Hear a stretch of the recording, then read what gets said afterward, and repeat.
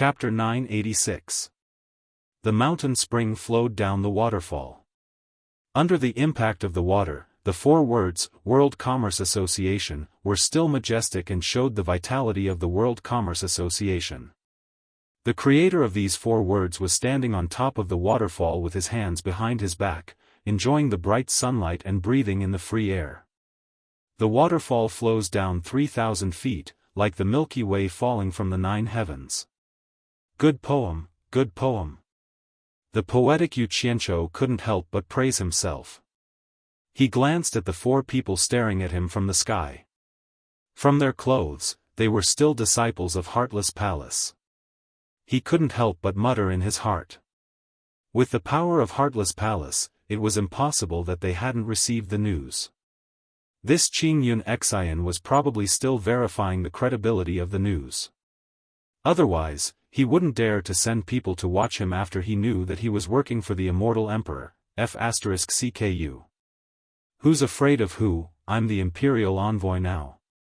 A stream of light shot out from the waterfall and flew directly towards the central plaza of Hallucination Immortal City.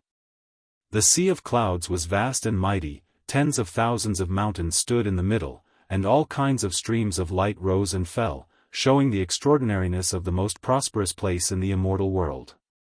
The plaza was bustling, no different from a market in the human world.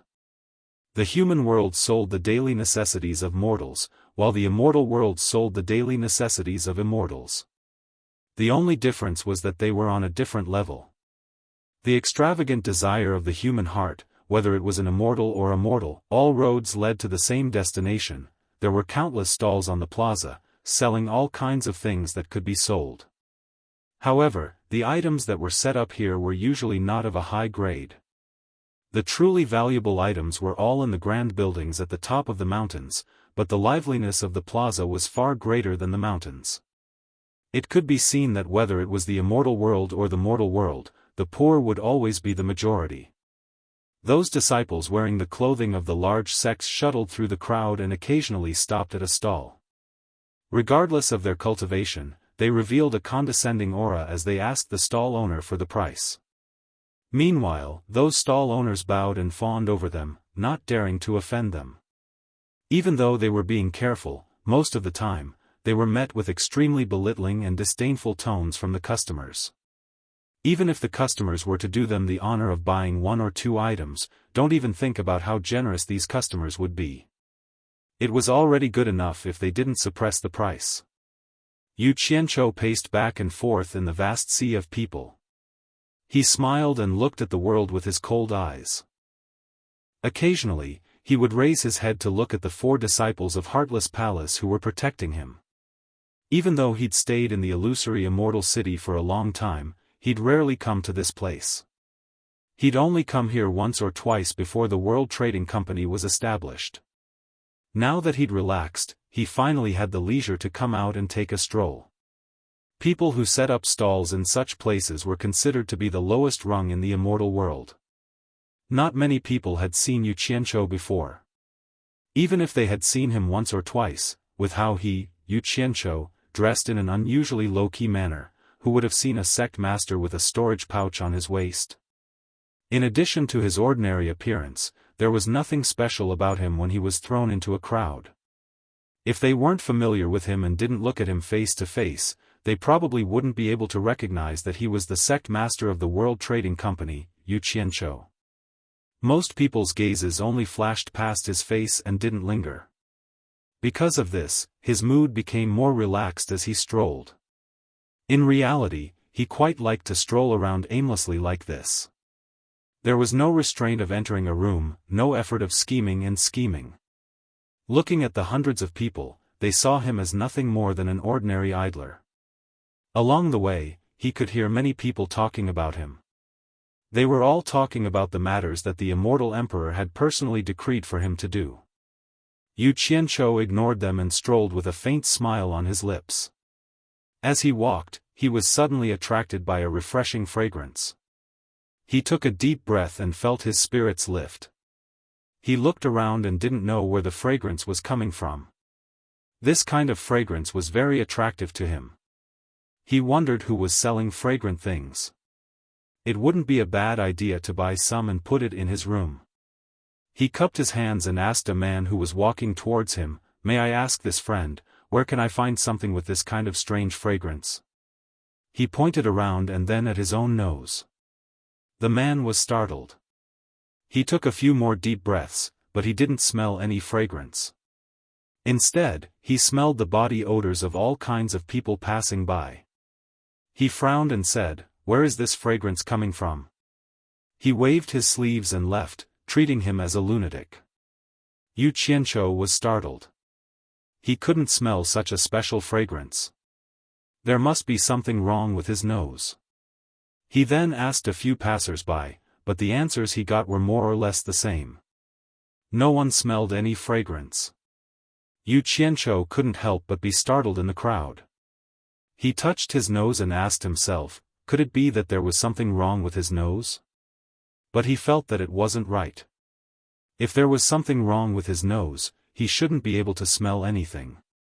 If that was the case, his nose was unusually sensitive. I'll find it myself.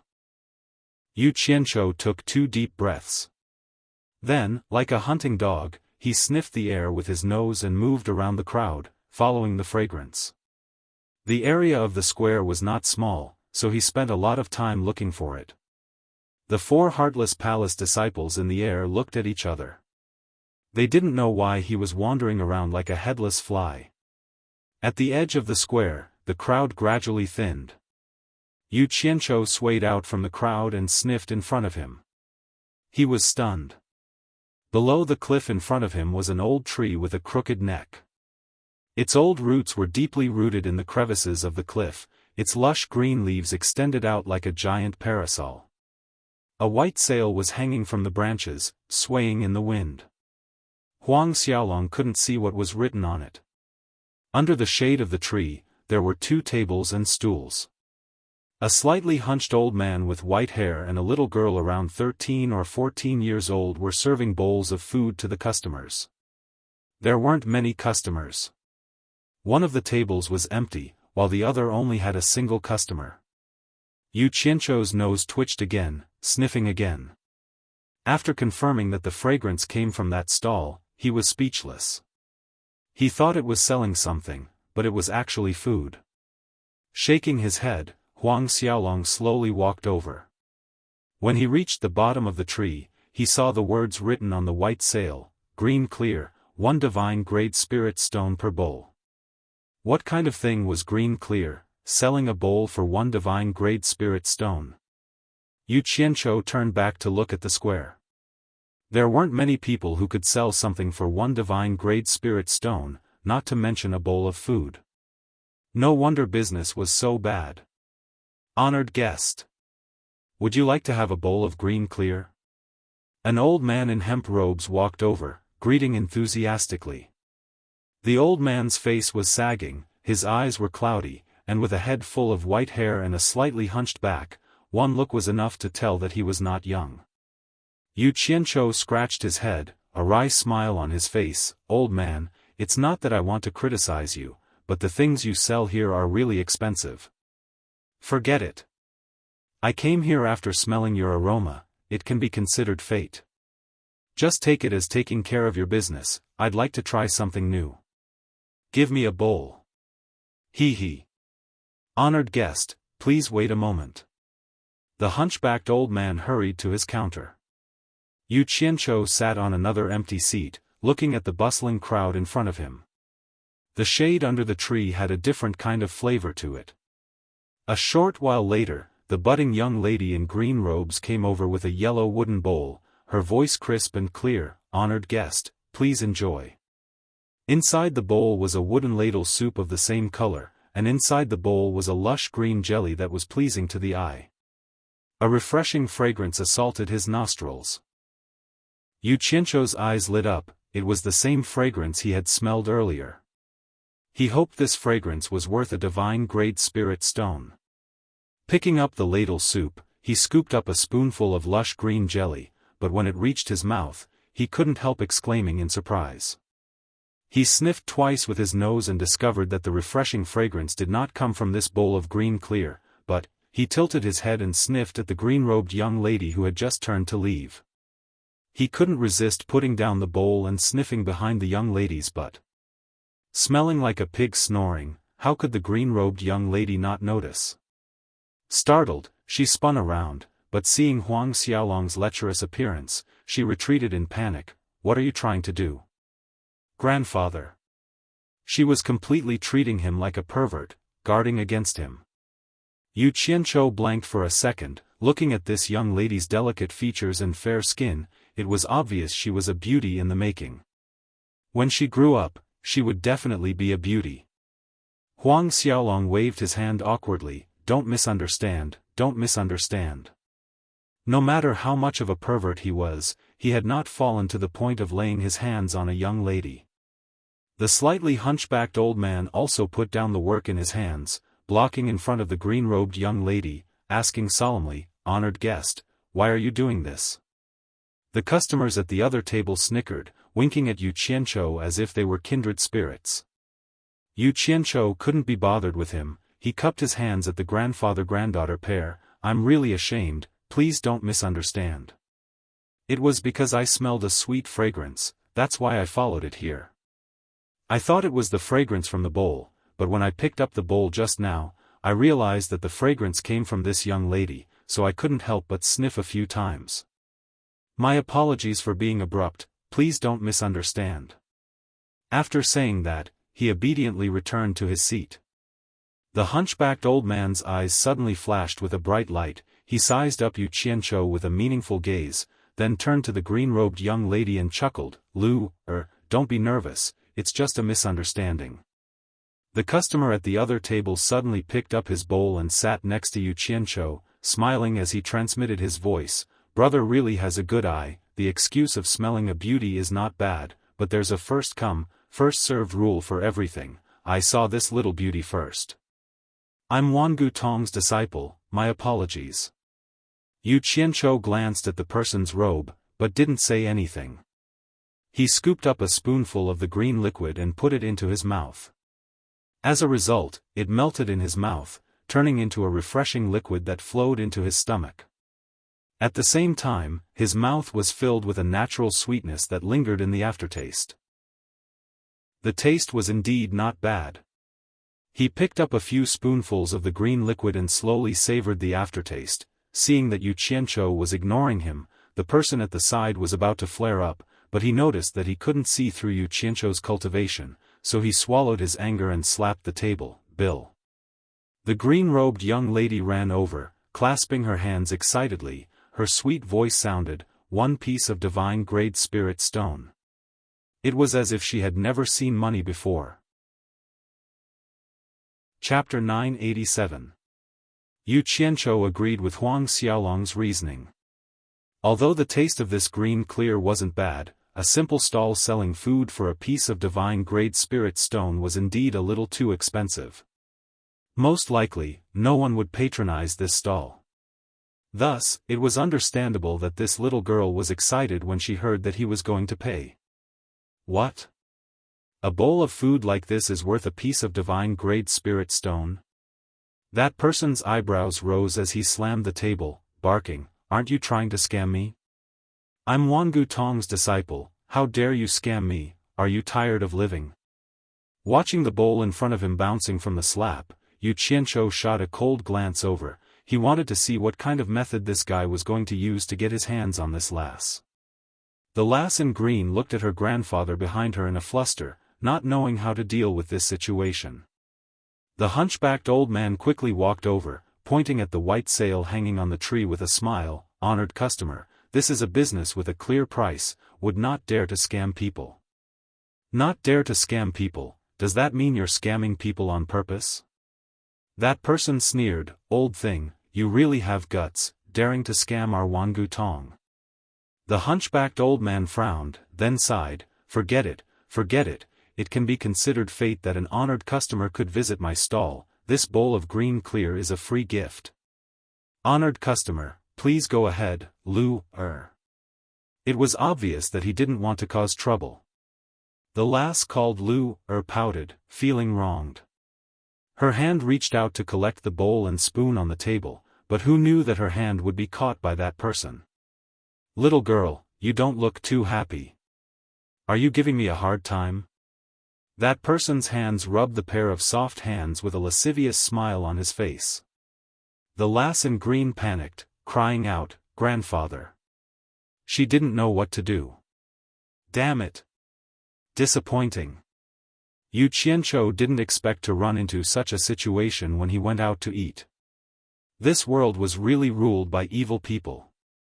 Without a second thought, a kick flew out from under the table, landing on that person's foot. The person lost his balance and fell onto the table. Yu Qianqiu didn't say anything else, and with a "Who," he punched him in the face. Bang! That person was sent flying several meters away. Blood spurted out from his mouth and nose in the air. The sudden turn of events scared the little girl so much that she shrank into the arms of the hunchbacked old man. She looked at the customer who committed the crime. He was sitting there quietly, eating the green clear in his bowl as if nothing had happened. The hunchbacked old man patted the little girl in his arms and said, "It's okay, it's okay." He looked at Yu Qianqiu and shook his head. The commotion immediately attracted the attention of the people on the square. Seeing that someone actually dared to beat someone up in the hallucinatory immortal city, especially when they saw that the person who was beaten up was Wang Gutong's disciple, a commotion broke out. The 4 disciples of the Heartless Palace who were watching him looked at each other. The person who was knocked unconscious shook his head and quickly got up. He wiped the blood from his nose and mouth. He didn't expect to be beaten up in the hallucinatory immortal city. He pointed at Yu Qianqiu and roared, "Who are you? How dare you attack me, Wang Gutong?" He really wanted to rush up and take revenge, but he didn't have the guts to break the hallucinatory immortal city's rules. "You alone can't represent Wang Gutong. Since you ate someone else's food, you should pay up honestly, don't embarrass Wang Gutong." Yu Qianqiu tilted his head to look at the person. In reality, he was also restricted by the hallucinatory immortal city's rules, otherwise he would have taken the person's life on the spot. Don't count on this kind of person to turn over a new leaf.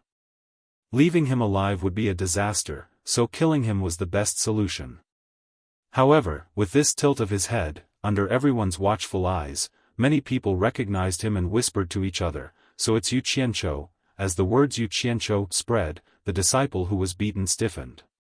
Even though he had never seen Yu Qianqiu before, he knew that Yu Qianqiu had close ties with many of Wang Gutong's higher-ups. Especially Elder Wang Gutong, who was in charge of this place, he called Yu Qianqiu brother. Even Wan Busheng's precious granddaughter, Wan Ling, had frequent dealings with Yu Qianqiu. The two of them had even held hands in the godly ruins realm. This was something that many people had seen with their own eyes. This guy took a beating for nothing. Many people in the crowd laughed out loud. That Wang Gutong disciple rubbed the place where he was beaten, his eyes filled with resentment as he glared at Yu Qianqiu, but he dared not utter a word, turning around to leave with his tail between his legs. Who would have thought that Yu Qianqiu would harumph coldly, "Leave the money for the food to the boss before you leave. Don't tell me your Wang Gutong has the habit of eating and dashing." The resentment in that disciple's eyes deepened, but after rummaging through his storage bracelet, he discovered that there was still a gap to the amount of 1 divine grade spirit stone.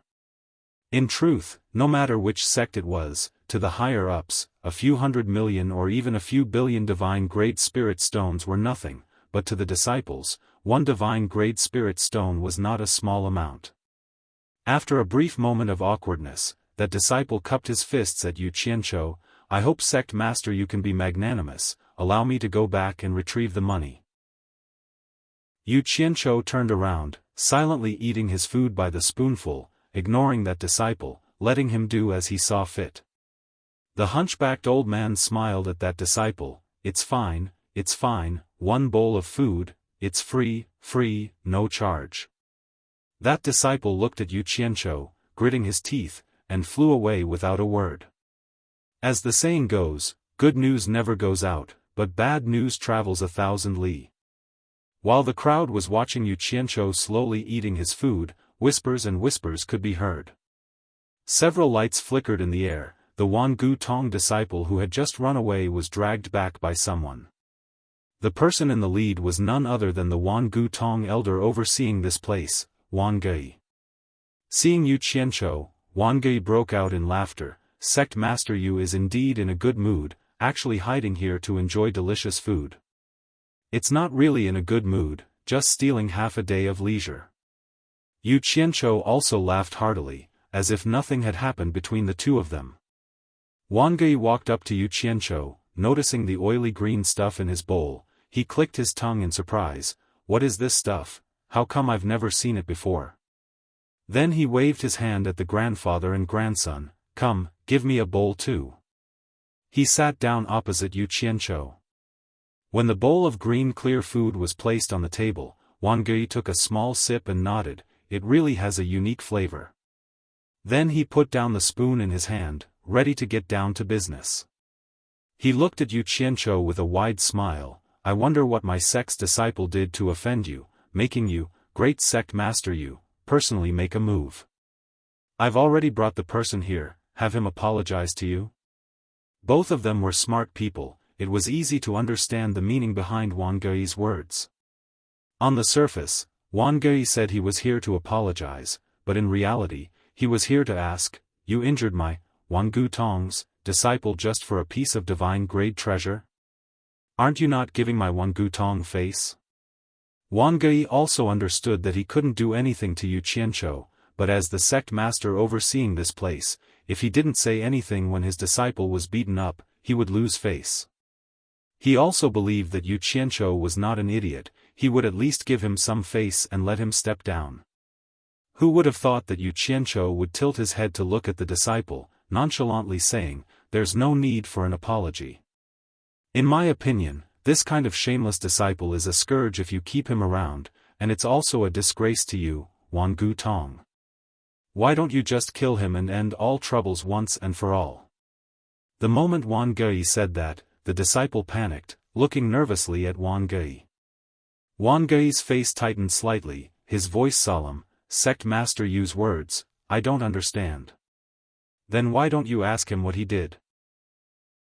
Yu Qianchou harumphed coldly, snickering coldly as he said, the food is clearly priced, you can choose not to eat it if you don't have money, it's not like it's something you can't live without. It doesn't matter if you don't have money to eat it, with your face as Elder One overseeing this place, I'll pay for it on his behalf without him even asking. What's more hateful is that he actually accused Wan Gui of swindling people, saying that Wan Gui's guts aren't small, daring to swindle Wan Gu Tong's people, using this as a pretext to grope the little girl in front of everyone, and even treating this old man like he's the same kind of trash. This is intolerable. Luckily this happened in the hallucinatory immortal city, otherwise this old man would have killed him on the spot. So that's how it is. The surrounding crowd hissed. Wan Gui tilted his head, glaring coldly at the disciple, barking, is Sect Master Yu's words true? I. The disciple stuttered with fear, stammering. Wan Gui sneered, you really dare to give our Wan Gu Tong face, cripple his cultivation, and request the sect master to expel him from the sect. Being the overseer of this place, he had the authority to enforce the law, but he didn't have the authority to expel a disciple from the sect. I know I was wrong, elder, spare me, ah. A miserable shriek rang out, the disciple wilted on the spot. His dantian was shattered by an expert from the same sect, his cultivation was crippled, and he was carried away by the other sect master. In the immortal world, this was merely the tragic end of a small fry that couldn't even cause a ripple. To those big shots, for the sake of their own reputation or the reputation of their organization, or for other reasons, the lives of small fries were nothing more than something they could casually take, not worth mentioning. However, it was enough to make those small fries tremble with fear, thinking that Wan Gu Tong was strict in enforcing the law, but in truth, there were countless disciples like this in the big sections. That disciple was just unlucky enough to run into Yu Qianchou's hands. The little girl in green who was hiding behind her grandfather would occasionally poke her head out to look at Yu Qianchou, her eyes brimming with curiosity. Wan Gui waved his hand, the other disciples immediately turned into streaks of light and left. With a wave of his hand, this matter was over. Wang Gei then asked curiously, "Sect Master Yu, I heard that the immortal emperor personally sent a decree to you. I wonder if it's true?" The people who were watching the commotion all perked up their ears. "It's just a rumor." Yu Qianzhou waved his hand humbly. At this time, 3 more golden streaks of light appeared. The one in the lead was the Great Bright Wheel. Yu Qianzhou and Wang Gei immediately stood up, bowing respectfully, "Greetings to the Great Bright Wheel Master." The surroundings instantly fell into silence. The Great Bright Wheel snorted coldly, "Yu Qianzhou, you really have guts, actually daring to hit people in my hallucinatory immortal city." Just when everyone was thinking that Yu Qianzhou was going to be out of luck, the Great Bright Wheel's hand behind the Great Bright Wheel's back dropped, slapping 2 items onto the table, saying indifferently, "I've already brought the items you wanted. Today, on account of the immortal emperor, I won't argue with you, but if there's a next time, I won't let you off so easily." Chapter 988. These were the words he said on the surface, but he also secretly transmitted his voice, "Brat, don't cause trouble in my territory. Why do I have so many reasons to protect you? How am I going to manage others in the future?" The Great Bright Wheel was gritting his teeth in anger. From this, it could be seen that he really treated Yu Qianzhou as one of his own because of Wei Chuanxiu and Yun Peng. If it was someone else, he would have taken care of them long ago. As long as they broke the rules, which sect would dare to reason with him?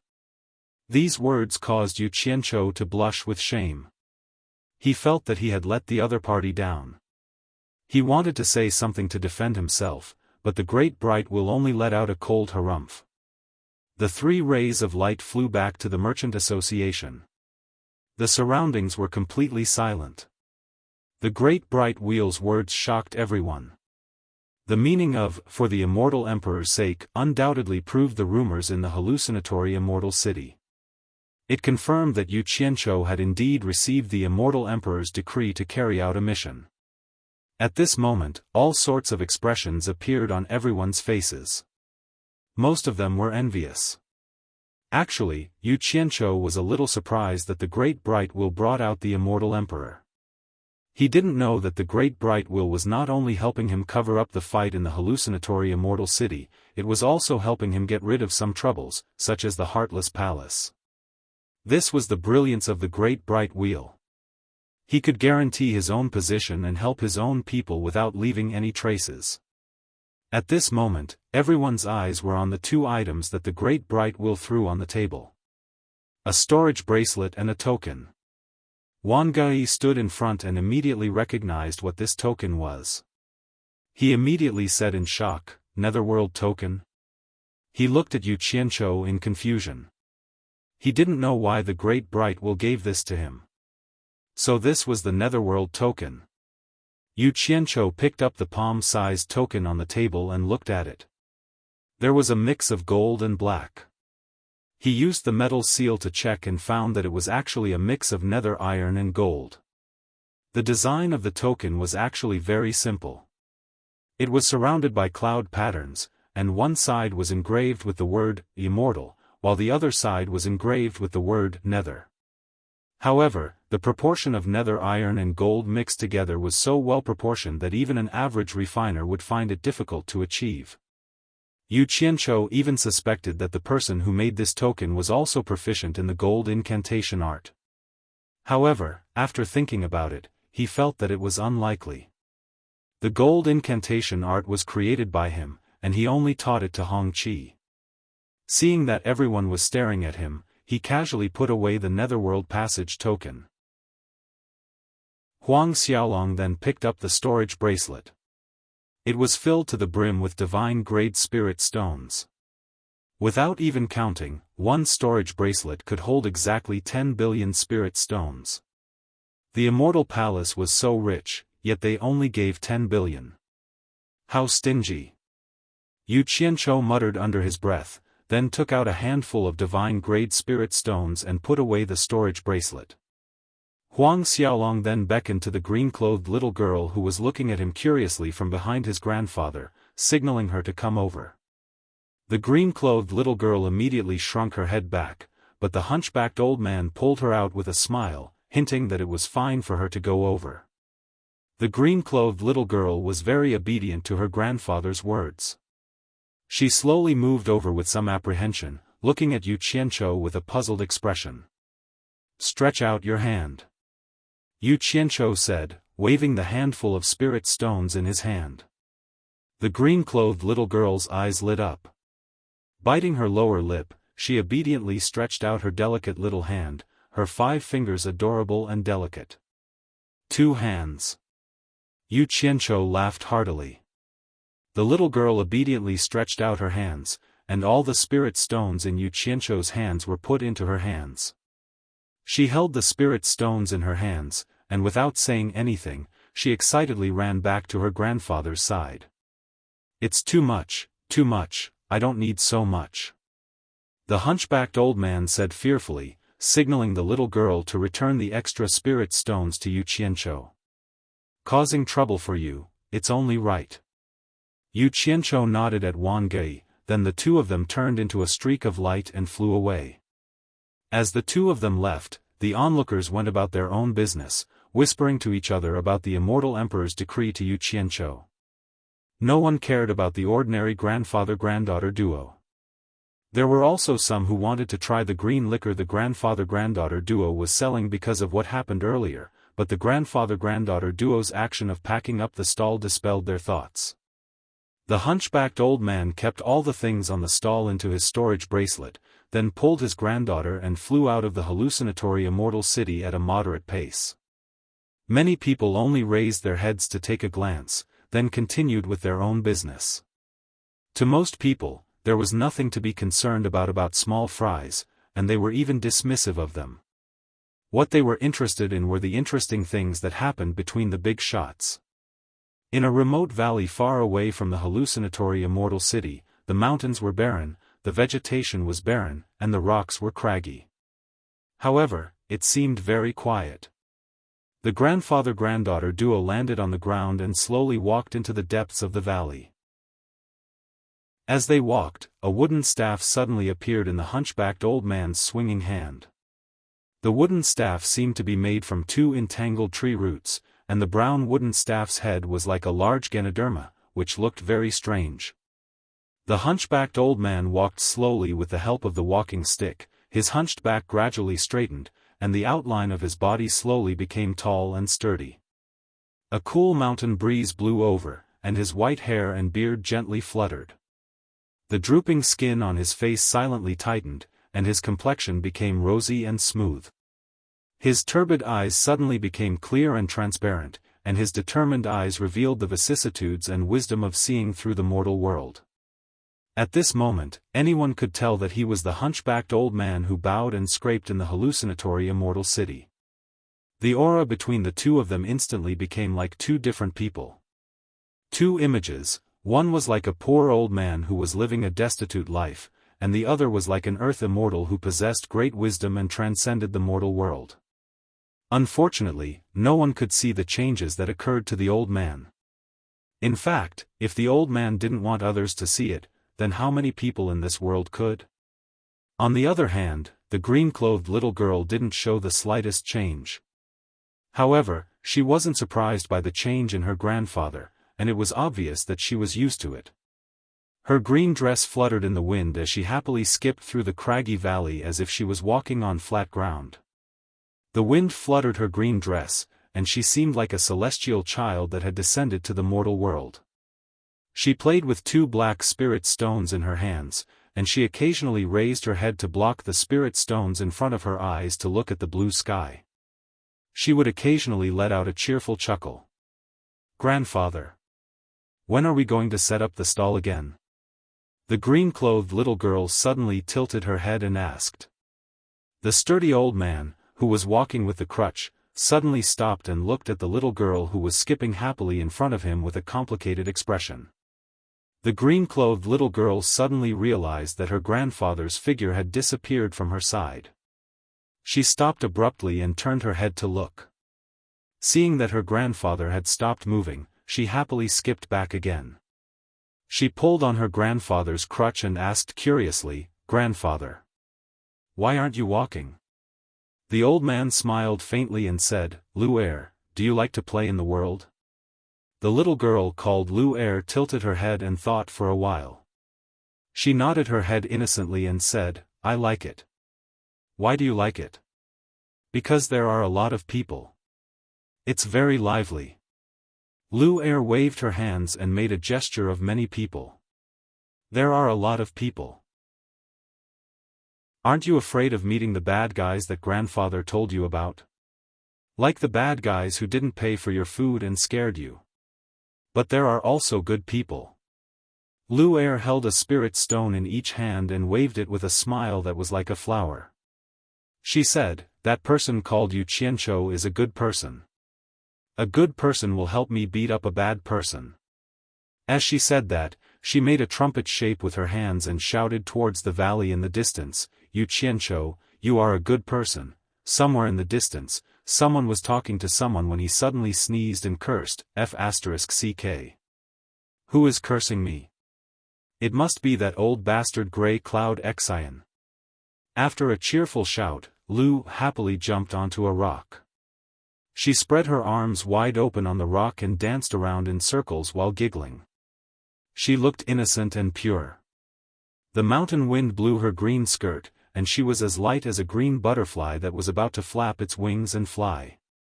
Then, a miraculous thing happened. In this desolate valley, wherever her delicate hands pointed to, the withered wild grass suddenly exploded with new vitality and grew at a visible speed. The withered yellow disappeared, and the emerald green wild grass swayed, at the point of her fingers. The broken rotten-wood instantly experienced spring again. The tender green branches sprouted out and quickly grew thicker. New sprouts quickly bloomed on the branches. In a short while, the withered tree once again exploded with exuberant vitality. In the blink of an eye, it turned into a green tree, finger.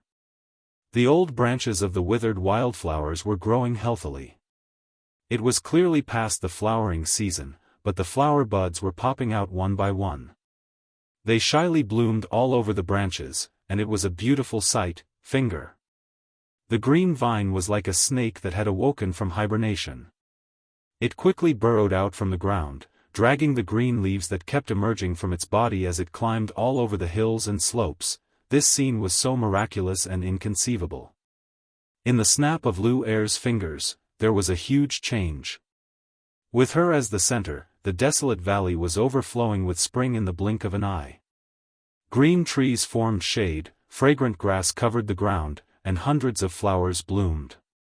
The desolate valley became a green field, making people feel relaxed and happy. Unfortunately, there was only one spectator in this scene. However, this spectator seemed to be used to this scene and did not even look at it. He pointed the wooden staff in his hand at the ground in front of him and said, "Lu-er, stop messing around." The cheerful Lu-er stuck out her tongue and jumped down from the rock. She obediently stood at the place her grandfather pointed at. The old man frowned and said, "Lu-er, remember this. In the future, without my permission, you are not allowed to run out again. Especially you are not allowed to see that person called you Qianqiu again." Lu-er blinked and asked doubtfully, "Why?" The old man said with a serious expression, "Because he is the worst person. He is also the person who can hurt you the most. You have to stay far away from him." "Why?" Lu-er pouted disapprovingly and said, "But I don't feel any malice from him." When the old man heard this, he immediately raised his wooden cane and tapped it on Lu-er's forehead. He warned solemnly, "Lu-er, remember this. Anyone who can smell the fragrance on your body is a bad person. These people are not ordinary people. They will cause you great harm. You have to stay far away from them. Remember?" Chapter 989. Is there a fragrance on my body? Lu-er raised her arm and sniffed. She avoided the main point and said, "Why can't I smell it?" Dong. This time, the old man unceremoniously knocked Lu-er's head with his cane, causing her to cover her head and cry. The old man said angrily, "Even if you're curious, there must be a bottom line.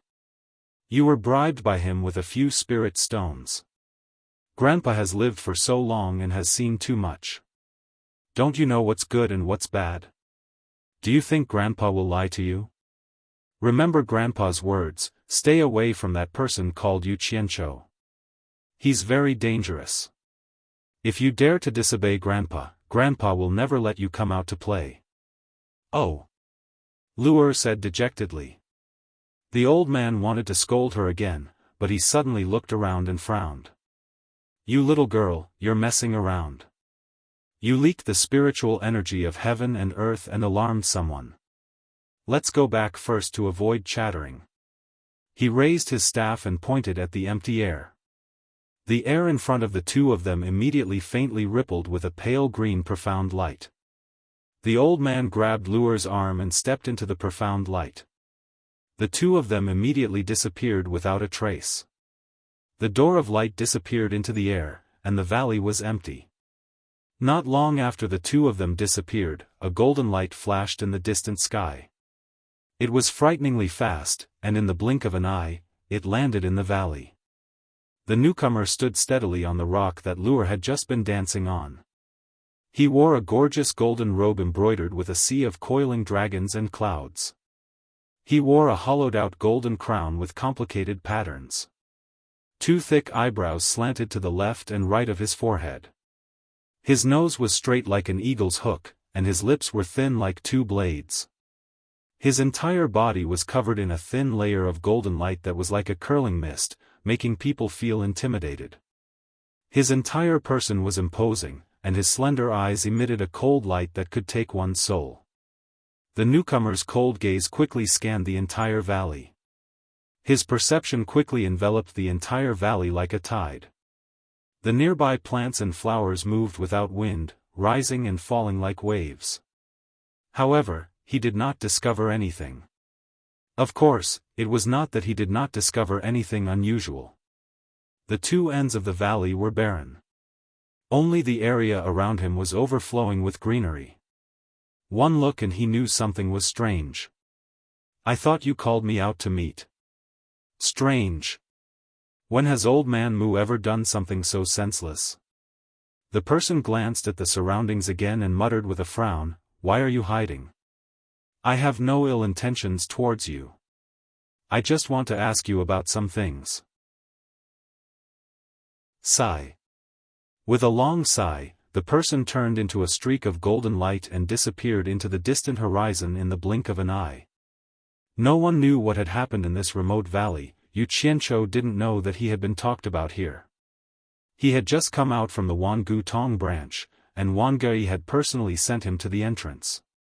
The two of them looked up at the sky almost at the same time. The four heartless palace disciples who had been staring at Yu Qianqiu had disappeared.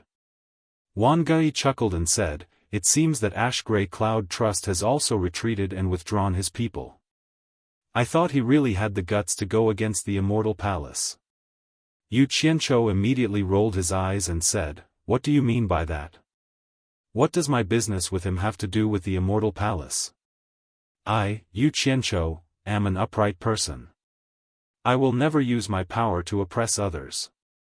He looked in the direction of the Heartless Palace branch and said in a low voice, "I am preparing to make a trip to the Heartless Palace to see if the grudge between me and him can be resolved." "Huh." Wang Gui smiled and nodded.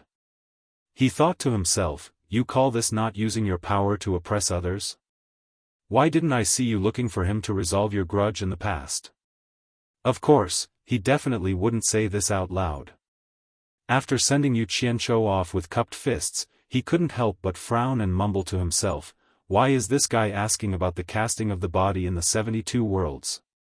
After thinking for a while, he still couldn't figure it out, so he shook his head and walked in quickly. He still had to pass on the news to the Wangu Tong Palace. Outside the Heartless Palace branch, the people going in and out stopped at the entrance and whispered to each other. They watched as Yu Qianqiu slowly walked in with his hands clasped behind his back. They couldn't figure out what he was doing here. Those who had come to buy things and were about to leave didn't leave either. They all stayed to watch the show. A disciple of the Heartless Palace had already discovered him and quickly ran back inside to report it. Therefore, before Yu Qianzhou could step into the Heartless Palace branch, he was blocked at the entrance by Zhang Yun Xian and his people. Zhang Yun Xian's face darkened. He gritted his teeth and said, "What are you doing here?" He was worried now. He was worried that this fearless guy would purposely come here to cause trouble because he had received the Celestial Emperor's decree. However, he couldn't touch this guy now. Honored Zhang Yun, long time no see. Yu Qianzhou smiled and cupped his fists. I am here to apologize to you. I hope you won't pursue what happened in the past. Everyone looked at each other. No matter how they listened, it was a little boring. Zhang Yun Xian's face darkened. He snorted and said, "Don't give me that. If you have something to say, say it. If you have anything to say, say it." He didn't believe that this guy was here to apologize. Moreover, the grudge between them wasn't something that could be resolved with just an apology. Yu Qianzhou looked at the people behind him. He turned back and said with a smile, "Look at this public place. It's inconvenient to say some things here. Let's talk inside." Then, he walked inside. Zhang Yun Xian had never seen such a shameless person. He immediately stopped him. "If you want to say it, then say it here. If not, then scram. I don't welcome you here." Zhang Yun Xian, don't be too ruthless. Yu Qianzhou slowly took a few steps back. He said in a low voice, "Yes, I killed your grandson. But even if you kill me, your grandson can't come back to life. As the saying goes, it's better to squash enmity than keep it alive. Moreover, I helped you a lot. It's enough to cancel out the grudge. Why do you insist on biting me? You've done me a huge favor." Zhang Yun Xian was startled.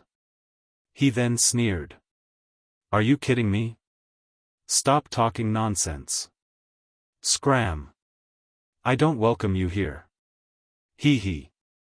What an ungrateful fella." Yu Qianzhou placed his hands on his waist. "You dare to say that if it wasn't for me, you could have broken through to the middle stage of Immortal Emperor? You dare to say that if it wasn't for me, you could have mastered the 3 swords into 1 sword stance? I only hate that I didn't kill you back then." Zhang Yun Xian gritted his teeth. "So you're saying that the grudge between us can't be resolved?" Yu Qianzhou said in a low voice. Zhang Yun Xian shouted. "That's right. Forget it. It's fine if it can't be resolved." Yu Qianzhou's expression instantly brightened up. He generously waved his hand and gently said, "Today, I came to discuss cooperation with you." He was like a completely different person from a moment ago. Not interested. Zhang Yun Xian couldn't be bothered to talk nonsense with this fella. He turned and walked into the hall. He said, "Disciples of Heartless Palace, listen up. Don't let him in. If he dares to force his way in, inform the Merchant Association to uphold justice." He had no choice. He couldn't attack this fella in the current situation. Everyone's eyes were on Yu Qianzhou. They didn't know if this fella would really force his way in. Sigh. Why do you have to do this? Yu Qianzhou shook his head and sighed. To everyone's surprise, he turned around and flew away in a streak of light. Yu Qianzhou landed in front of the Chamber of Commerce Alliance's gate. He walked to the gate and took out the World Commerce Chamber's token. He waved it at the 2 guards at the gate and said, "World Commerce Chamber's Sect Master Yu Qianzhou requests an audience with the Great Bright Wheel Executor." Wait a minute. The guard threw down this sentence and went in to report. Not long later, he came out and waved his hand. "Controller wants you to find him in the backyard." Yu Qianzhou walked into the Merchant Association and looked around. He passed through the main hall and came to the backyard. He saw the great bright Will sitting cross-legged on a stone platform under an old tree. Yu Qianqiu went over and bowed. "Greetings, controller." The great bright Will slowly opened its eyes and looked at him. It frowned. "Why do you want to see me? I'm warning you, don't think you can swindle the immortal palace just because you received the immortal emperor's decree. You'll die a horrible death sooner or later." He guessed that this fella didn't come here for anything good. Maybe it was to ask for something. "What are you saying? Am I the kind of person who wants a yard after taking an inch?" Yu Qianqiu smiled. Deming Luan snorted noncommittally and said indifferently, "If you have something to say it quickly. It's like this." Yu Qianqiu rubbed his hands and laughed. "Look, I'm going out to collect some local customs in order to compose a song that will be passed down through the ages for the immortal emperor's wedding. Can you ask the immortal palace to send a message to the heartless palace to send the great elder, Cangyun Xian, to protect me and accompany me to collect local customs?" Deming Luan was stunned.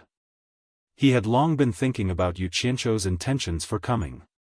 He had thought about everything, but no matter how hard he thought, he couldn't think of why Yu Qianqiu would make such a request. After a while, the great bright Will sneered. "You must be out of your mind. Everyone knows you have a grudge against Cangyun Xian. What reason do I have to report to the immortal palace to send such a decree to the heartless palace? It's because I have a grudge against Cangyun Xian that I picked him." Yu Qianqiu shook his head with a bitter smile. "Think about it. I'm going to the netherworld to collect local customs. You should know better than me how dangerous the netherworld is. If there's no master to protect me, I'm afraid I won't even know how I died. Most importantly, it's easy to dodge a spear in the open but hard to guard against a stab in the dark. I'm afraid that there's someone in a high position who doesn't dare to make a move against me in the celestial world but will do something to me in the netherworld. If the immortal palace sends Cangyun Xian to protect me and something happens to me in the netherworld and ruin the immortal emperor's plan, he won't be able to escape punishment. Plus, I'm always on edge thinking that there's a master who wants to do something to me.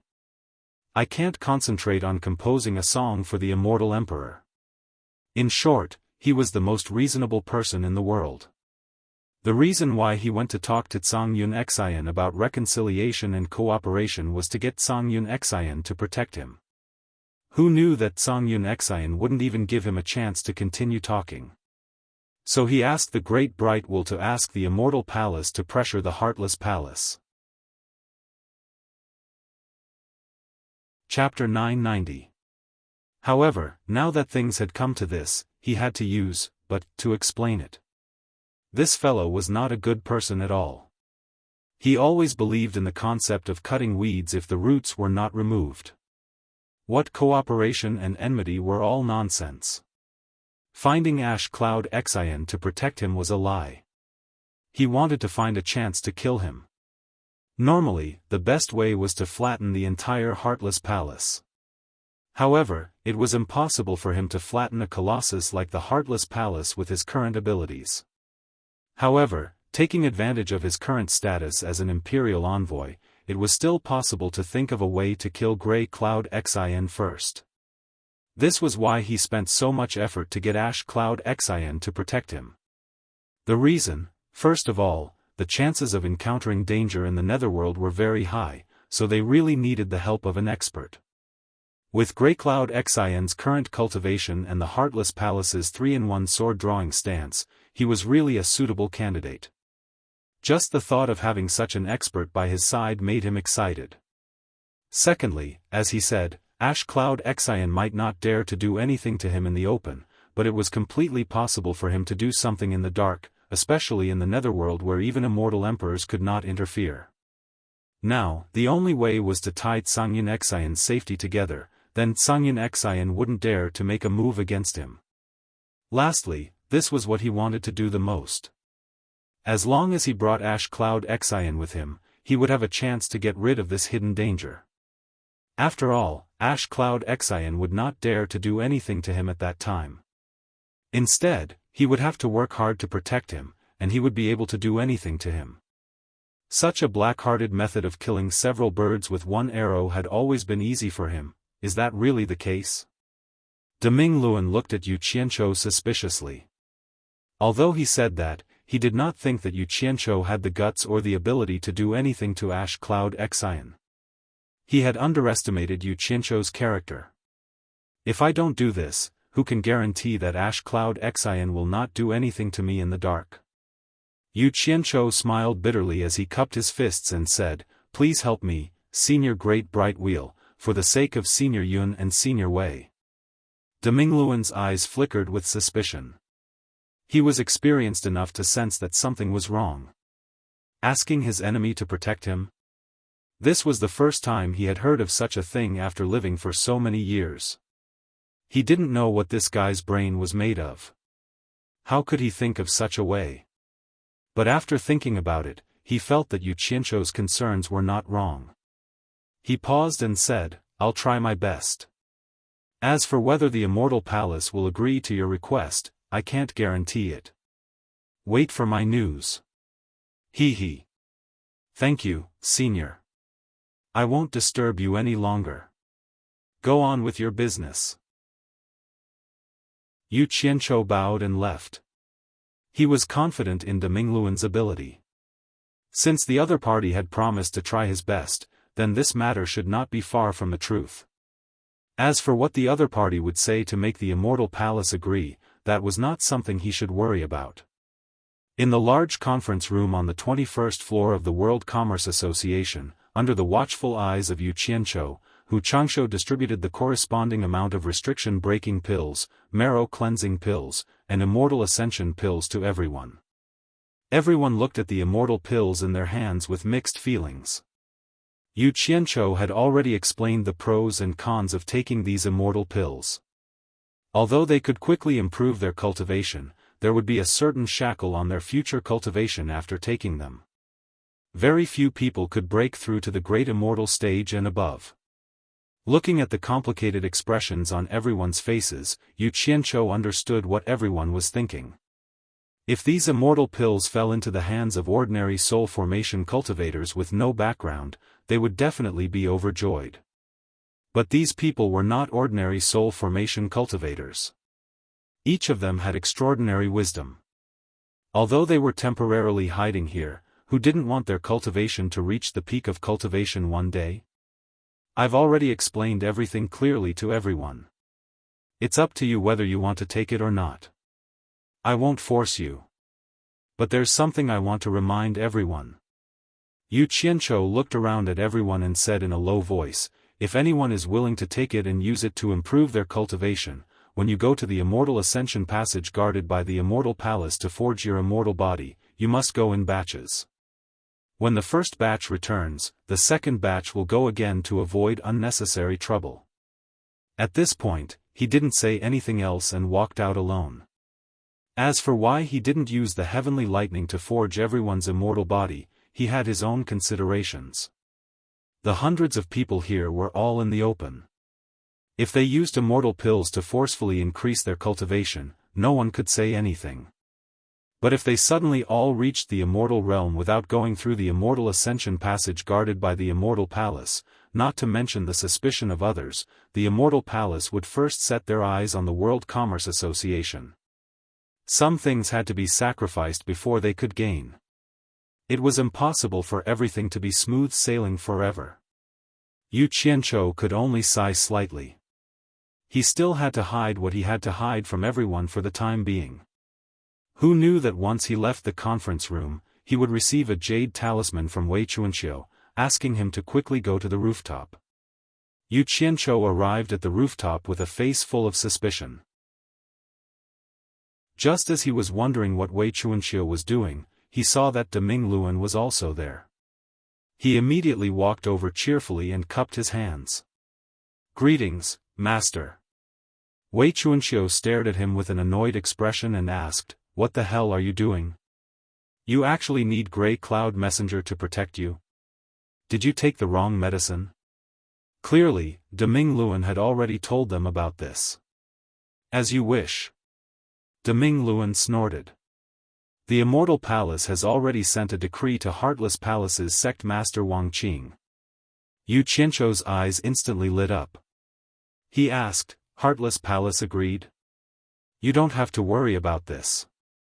Deming Luan's gaze suddenly stared in the direction of the Heartless Palace's branch. He said indifferently, there is no room for negotiation with the decree from the Immortal Palace. He has to agree whether he wants to or not. He. That's good, that's good. Yu Qianzhou rubbed his hands happily. He was worried that this matter would be troublesome. He didn't expect Deming Luan to help him settle it so quickly. He was indeed capable. Who knew that Deming Luan would look at him coldly and pour cold water on him? Don't be too happy too early. The reason why the Immortal Palace can send this decree is because of the Immortal Emperor. The higher-ups want me to tell you that if the Immortal Emperor isn't satisfied with the result, he will hand you over to the Heartless Palace and let them do whatever they want to you.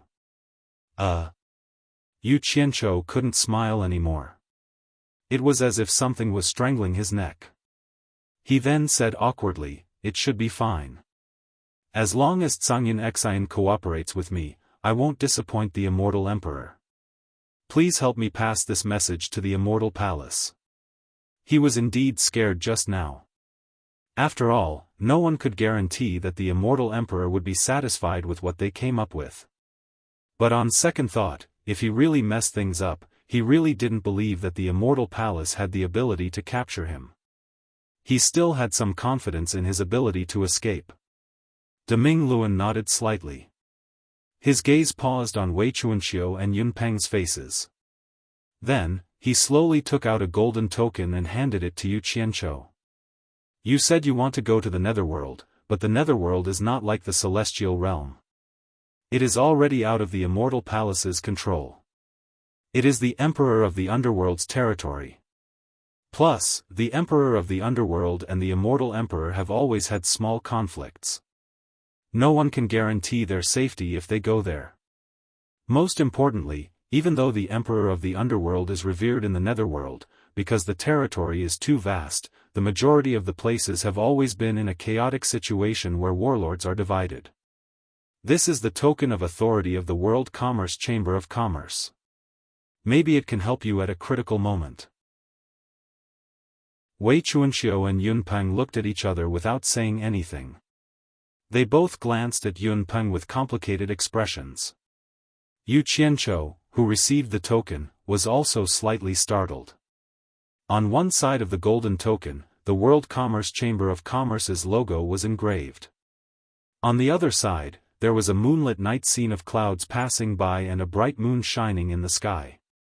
This token was the symbol of him, Deming Luan, representing the Immortal Palace to be in charge of the World Commerce Chamber of Commerce. Regardless of whether this token was useful in the Netherworld or not, Yu Qianzhou would remember the Deming Luan's friendship. However, this was a different matter. He still had to ask clearly what he needed to ask. It would be troublesome if he did something stupid in the Netherworld. Yu Qianzhou paused and asked, didn't you say that the Immortal Emperor and the Emperor of the Underworld always had small conflicts? Your authority token is also useful in the Netherworld? Wei Chuanxiu and Yun Peng were more or less confused about this. The Deming Luan faintly smiled. Although the Netherworld is chaotic, there is always an Onyx army everywhere in the Netherworld to suppress those restless fellows. This Onyx army is under the command of Madame He Qi. Madame He Qi is also the only subordinate of the Emperor of the Underworld who has the most frequent business dealings with the Immortal World. Although she has never been to the Immortal World, because I am in charge of the World Commerce Chamber in the Immortal World, I have personally gone to the Onyx Palace in the Netherworld several times. Among the people in the Immortal World, I am the one who has the most contact with Madame He Qi and we have some friendship. She will give me some face if there is anything. Madame He Qi? Wei Chuanxiu asked curiously. I have never heard of this person before. I cultivated.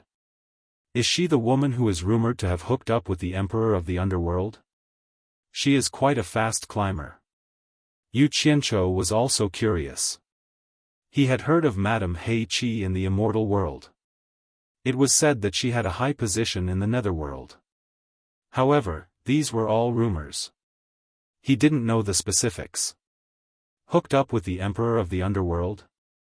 Is it that easy to hook up with the Emperor of the Underworld? Forget it. In short, this woman is the Emperor of the Underworld's favorite concubine. Her power in the Netherworld is indeed extraordinary. Deming Luan shook his head and looked at Yu Qianzhou. You are in the chaotic land of the Netherworld. If you encounter any trouble, you can use my token to find the Onyx Army. I believe Madame He Qi will ask the Onyx Army to take care of you. With the Onyx Army's illustrious reputation in the chaotic land, they can at least save you some trouble. Yu Qianzhou nodded and asked hesitantly, I wonder what kind of person this Madame He Qi is. Is it easy to get along with her? Deming Luan paused for a moment and said slowly with an expressionless face, her cultivation is about the same as mine, but her heart is higher than the sky. She may be ambitious but her ability is average. She is just relying on the prestige of the Emperor of the Underworld. Unfortunately, she doesn't know her place. In short, she is just a vicious woman. You won't have any conflict of interest with her. As long as you don't offend her, she won't do anything to you. Chapter 991. Got it. Yu Qianzhou put away the token. He was a little excited. What did it mean to be on his side? This was what it meant to be on his side. Yunpeng, who had been silent all this while, suddenly asked, Yu Qianzhou brought your token to the Netherworld to show off. Will you be in trouble if news of this gets back? Deming Luan smiled. What trouble can I get into? I just accepted the Immortal Emperor's decree to help Yu Qianzhou as much as I can. If someone asks, I'll just say this. Hearing this, the three heaved a sigh of relief. Some people were happy, while others were worried. In the back room of the Passionless Palace's branch, there was a series of crashing noises. The disciples who ran in to see what was going on were chased out by a shout of "Scram!" The tables and chairs inside were all smashed to pieces, and Sangyin Xian was panting heavily as he stood on the broken wood with a red face and neck. High Priest, please calm down. An old man on the side sighed. This person was called Mei He. He was also one of the priests of Passionless Palace. His position in Passionless Palace was second only to Grey Cloud Xian. He came because Passionless Palace had received the decree from the Immortal Palace. It asked Grey Cloud Xian to protect Yu Qianzhou. After Passionless Palace's sect master Wang Qing received the decree, he was silent for a long time. No one would be able to accept that they had to protect their enemy after their grandson was killed. Therefore, Wang Qing didn't send a message to Grey Cloud Xian. Instead, he asked Mei He to come personally. He was afraid that Grey Cloud Xian couldn't understand and asked Mei He to do the thinking. Before Mei He came, Wang Qing had told him that if Grey Cloud Xian couldn't accept it, he could contact him. As expected, Grey Cloud Xian was furious. He really couldn't understand it. He almost destroyed the Passionless Palace's branch. Finally, under Mei He's repeated persuasion, Grey Cloud Xian contacted Wang Qing angrily. Wang Qing didn't try to persuade him. He only told him that it was true. He did receive the decree from the Immortal Palace. He told him to think of the big picture.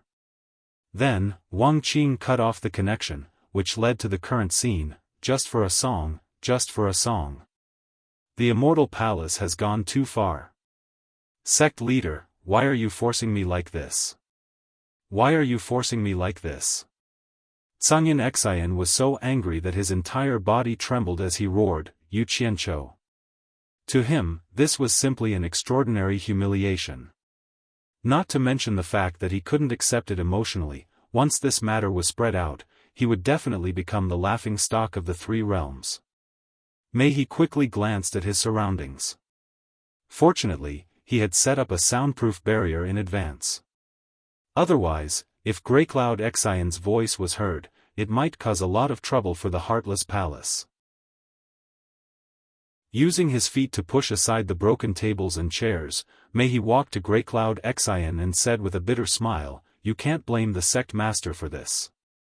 Others see our Heartless Palace as the #1 sect in the immortal world, but don't tell me you and I don't know the situation our Heartless Palace is in? It's as dangerous as a pile of eggs. Why are they bullying people like this?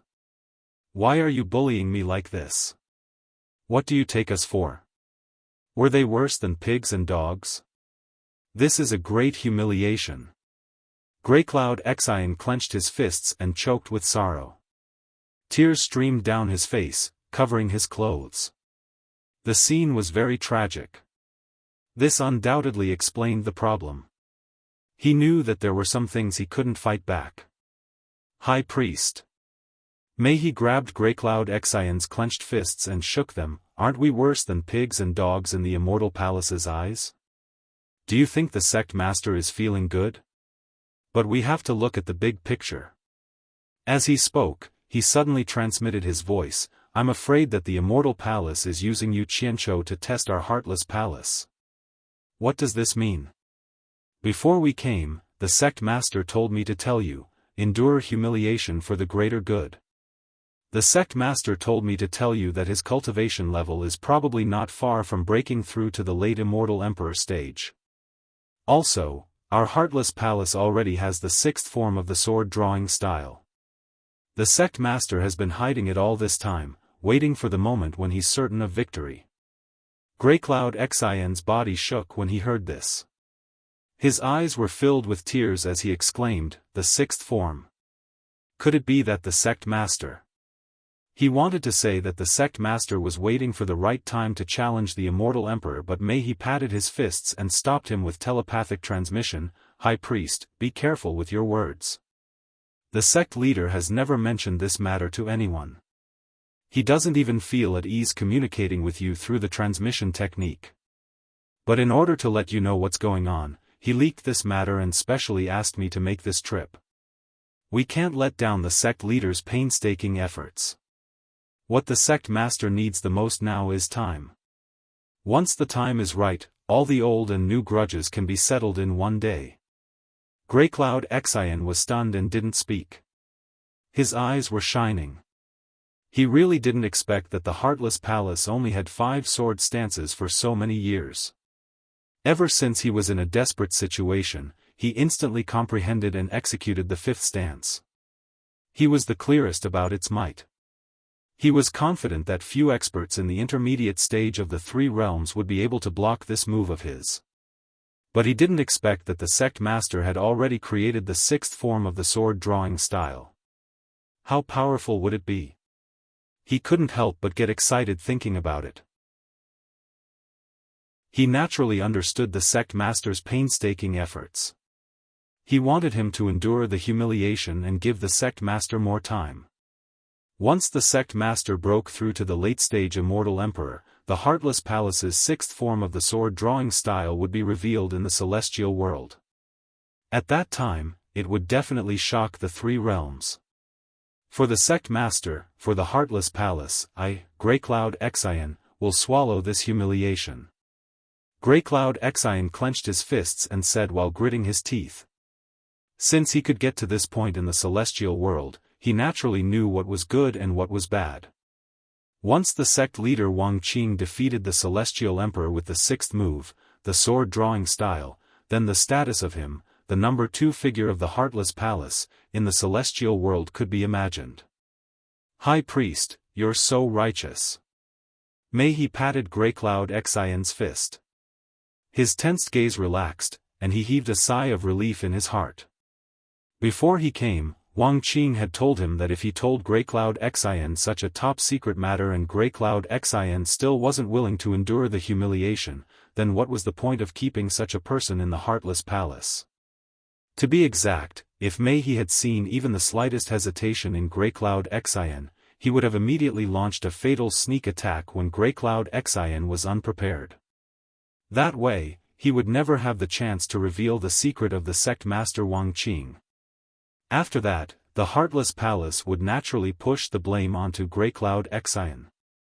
If Grey Cloud Xian was dead, then Yu Qianzhou wouldn't have an excuse to say that he was worried that Grey Cloud Xian would backstab him and affect his work for the Immortal Emperor. At least he would be able to answer to the Immortal Palace. In reality, the Heartless Palace's sect master Wang Qing didn't want to be too ruthless. After all, apart from him, the only person in the Heartless Palace who had mastered the three-sword drawing style was Grey Cloud Xian. He was definitely a great help to the Heartless Palace. If Wang Qing really defeated the Immortal Emperor in the future, how could he not have a reliable top-notch expert under him? However, people at Wang Qing's level would weigh the pros and cons of everything and would never be soft-hearted when it came to abandoning things. Grey Cloud Xian didn't know that he had already taken a trip to the gates of hell. Instead, he swore solemnly and gritted his teeth. Yu Qianzhou, let's see how long you can be so smug for. Mei He sneered. He's just a fox borrowing the tiger's might. A mantis trying to stop a chariot is overestimating its own capabilities. High Priest, you'll have to suffer for a while. After the Immortal Emperor's wedding, we'll find a chance to deal with him. At this moment, a disciple outside weakly shouted, High Priest, World Commerce's sect master Yu Qianzhou is outside asking to see you. Damned bastard, he really came quickly. Is he here to humiliate me? Grey Cloud Xian pointed his finger towards the outside, once again with a look of uncontrollable anger. Mei He shook his head at him. He looked at the messy room and quickly put all the messy things into his storage bracelet. Grey Cloud Xian calmed his emotions and wiped his face to dry the tears on his clothes. Then, he removed the soundproof barrier and shouted, Get him in here. This shout was so loud that even Yu Qianzhou, who was outside the gate, was shocked, let alone the yes-man disciples outside. He muttered in his heart, could it be that this old man is so daring that he dares to harm me? He wondered if Heartless Palace had conveyed the Immortal Palace's decree to this old man. However, he felt that he was worrying too much. Since this old man wanted him to get in here, then he must have received a notice. Yu Qianzhou chuckled. He didn't wait for the disciple who went to report to come out to summon him, and he walked in casually. With Grey Cloud Xian's shout, the other disciples of Heartless Palace didn't stop him. However, the disciples who came here to trade looked at him with disdain. They didn't know why this guy wouldn't let Grey Cloud Xian go. They guessed that, this guy was using his master's power. With the Immortal Emperor's decree, he was purposely humiliating Grey Cloud Xian. Was this revenge for the humiliation he suffered in the Paradise Wonderland? When Yu Qianzhou entered the inner room of the rear hall, he discovered that the room was empty. He couldn't help but feel that it was strange. However, when he saw traces of tables and chairs on the floor, he quickly swept his gaze around the room. When he saw traces of things being smashed on the floor and walls, he immediately understood everything. Someone was probably furious and was smashing things to vent his anger. Finally, his gaze landed on an old man who was standing side by side with Grey Cloud Xian. Someone who could stand side by side with Grey Cloud Xian naturally had a high status in Heartless Palace. Yu Qianzhou was slightly startled. Then, he smiled and cupped his hands at Grey Cloud Xian. Elder Grey Cloud Xian, may I know who this person is? Without Grey Cloud Xian's introduction, Mei He snorted coldly and said, This old man is Heartless Palace's consecrator, Mei He. You are that infamous scoundrel sect master Yu Qianzhou in the immortal world? The Immortal Palace's decree only asked Grey Cloud Xian to protect Yu Qianzhou. It didn't say that he couldn't be humiliated. These words were no less than a slap to the face. Yu Qianzhou was unhappy when he heard it. He could be afraid of anyone but the Heartless Palace. If he retreated now, Grey Cloud Faith's face would be ugly in the future. Damn! This can't be allowed to continue. His face darkened. I don't care if you don't have a river or a ditch. You're already so old. Watch your mouth. Don't ask for trouble.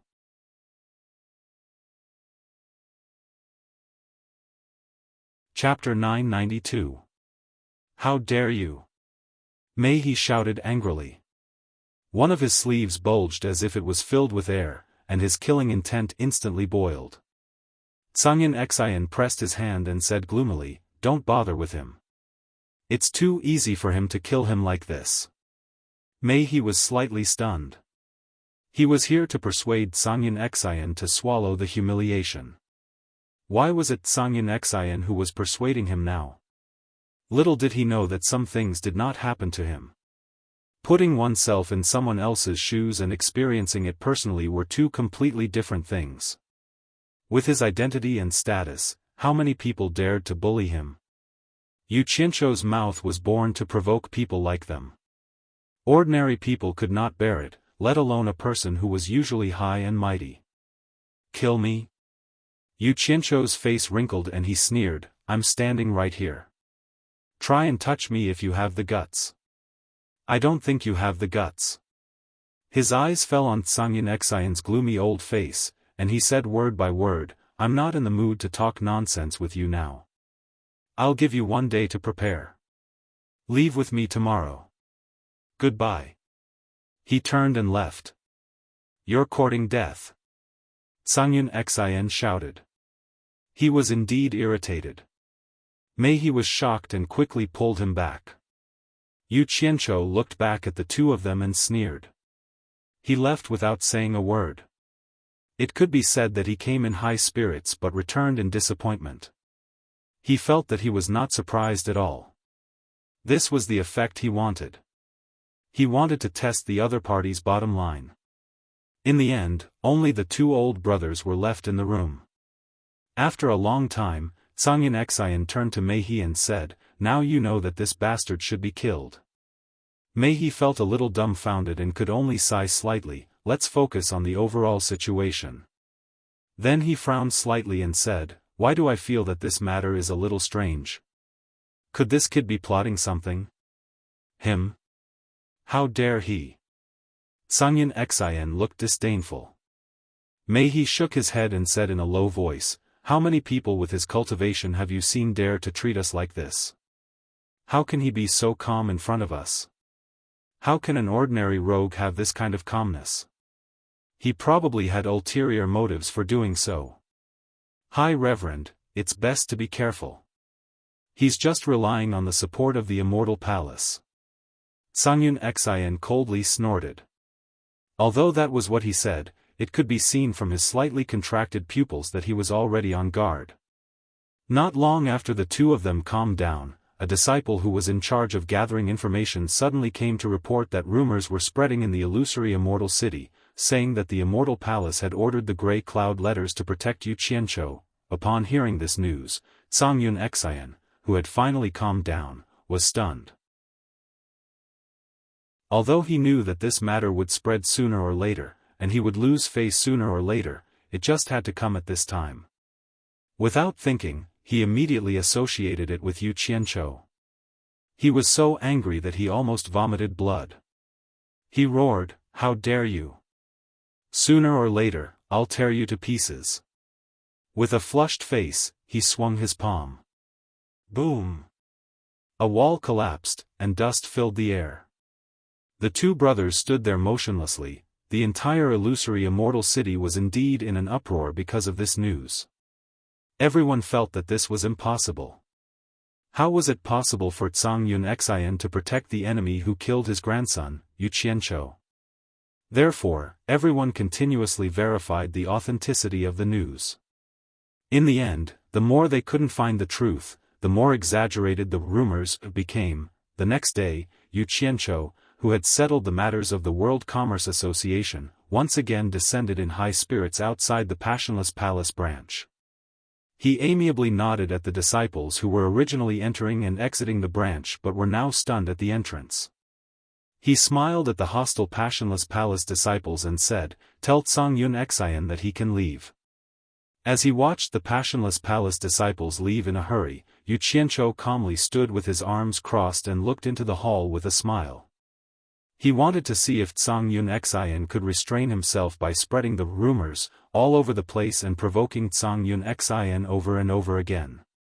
If he didn't figure out the other party's bottom line, he would feel guilty. If the other party suddenly launched a sneak attack while the two of them were interacting, then he would be out of luck. It would be good to give the other party a heads up and strengthen the other party's immunity to provocation. Indeed, some time passed. The two gloomy brothers finally adjusted their mentality and slowly walked out. Under everyone's unblinking gaze, Songyun Xian stared at Yu Qianzhou and asked in a low voice, "Where are we going?" He more or less resigned to his fate. The disciples from the various sects who were watching the show looked at each other in tacit understanding. The meaning behind his words couldn't be clearer.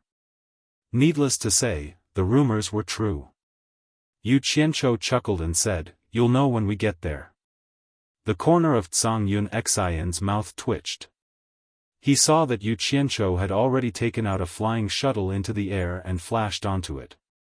He waved at him from above, indicating for him to come up quickly.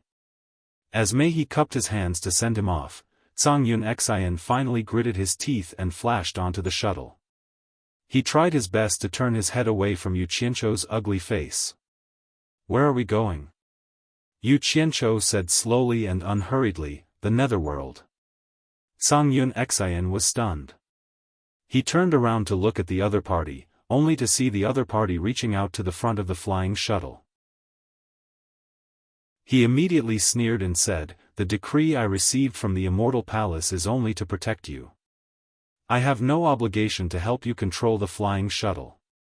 The journey to the Netherworld is long. Don't you think that with your cultivation, it will be faster to control it? What does it have to do with me whether it's faster or not? I'm not in a hurry." Songyun Xian sneered again and again. It was already embarrassing enough. How could he help Yu Qianzhou control the flying shuttle in front of everyone? "I have nothing to say.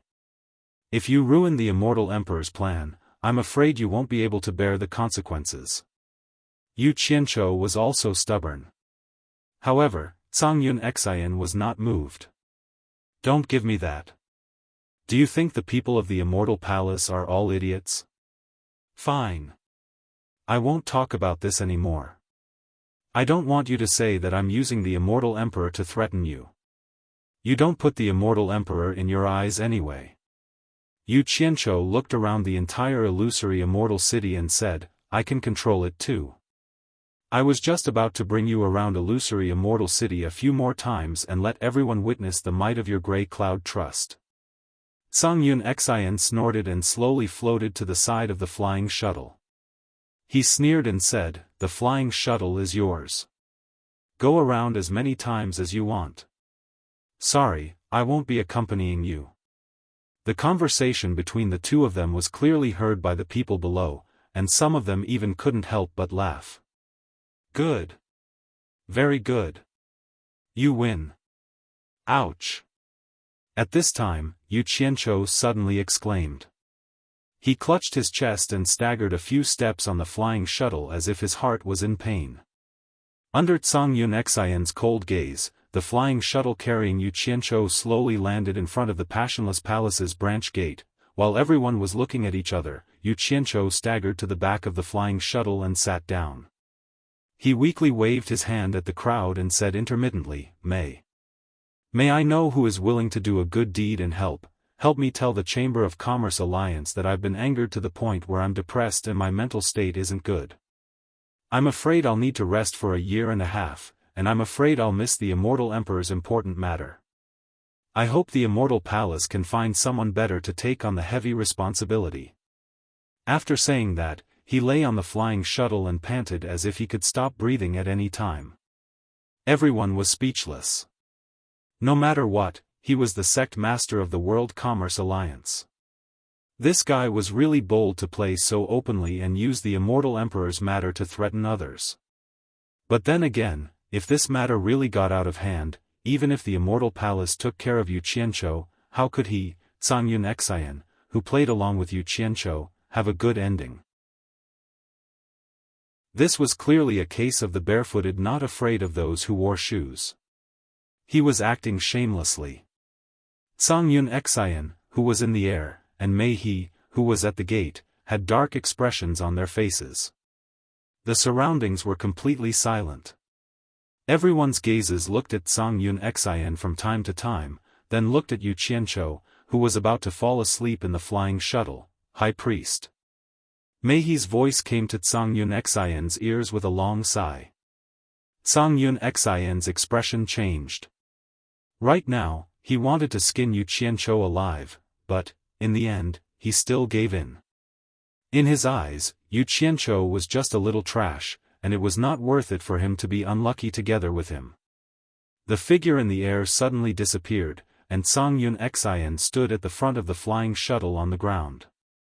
A gust of air rushed in all directions, and the flying shuttle suddenly stabbed into the sky.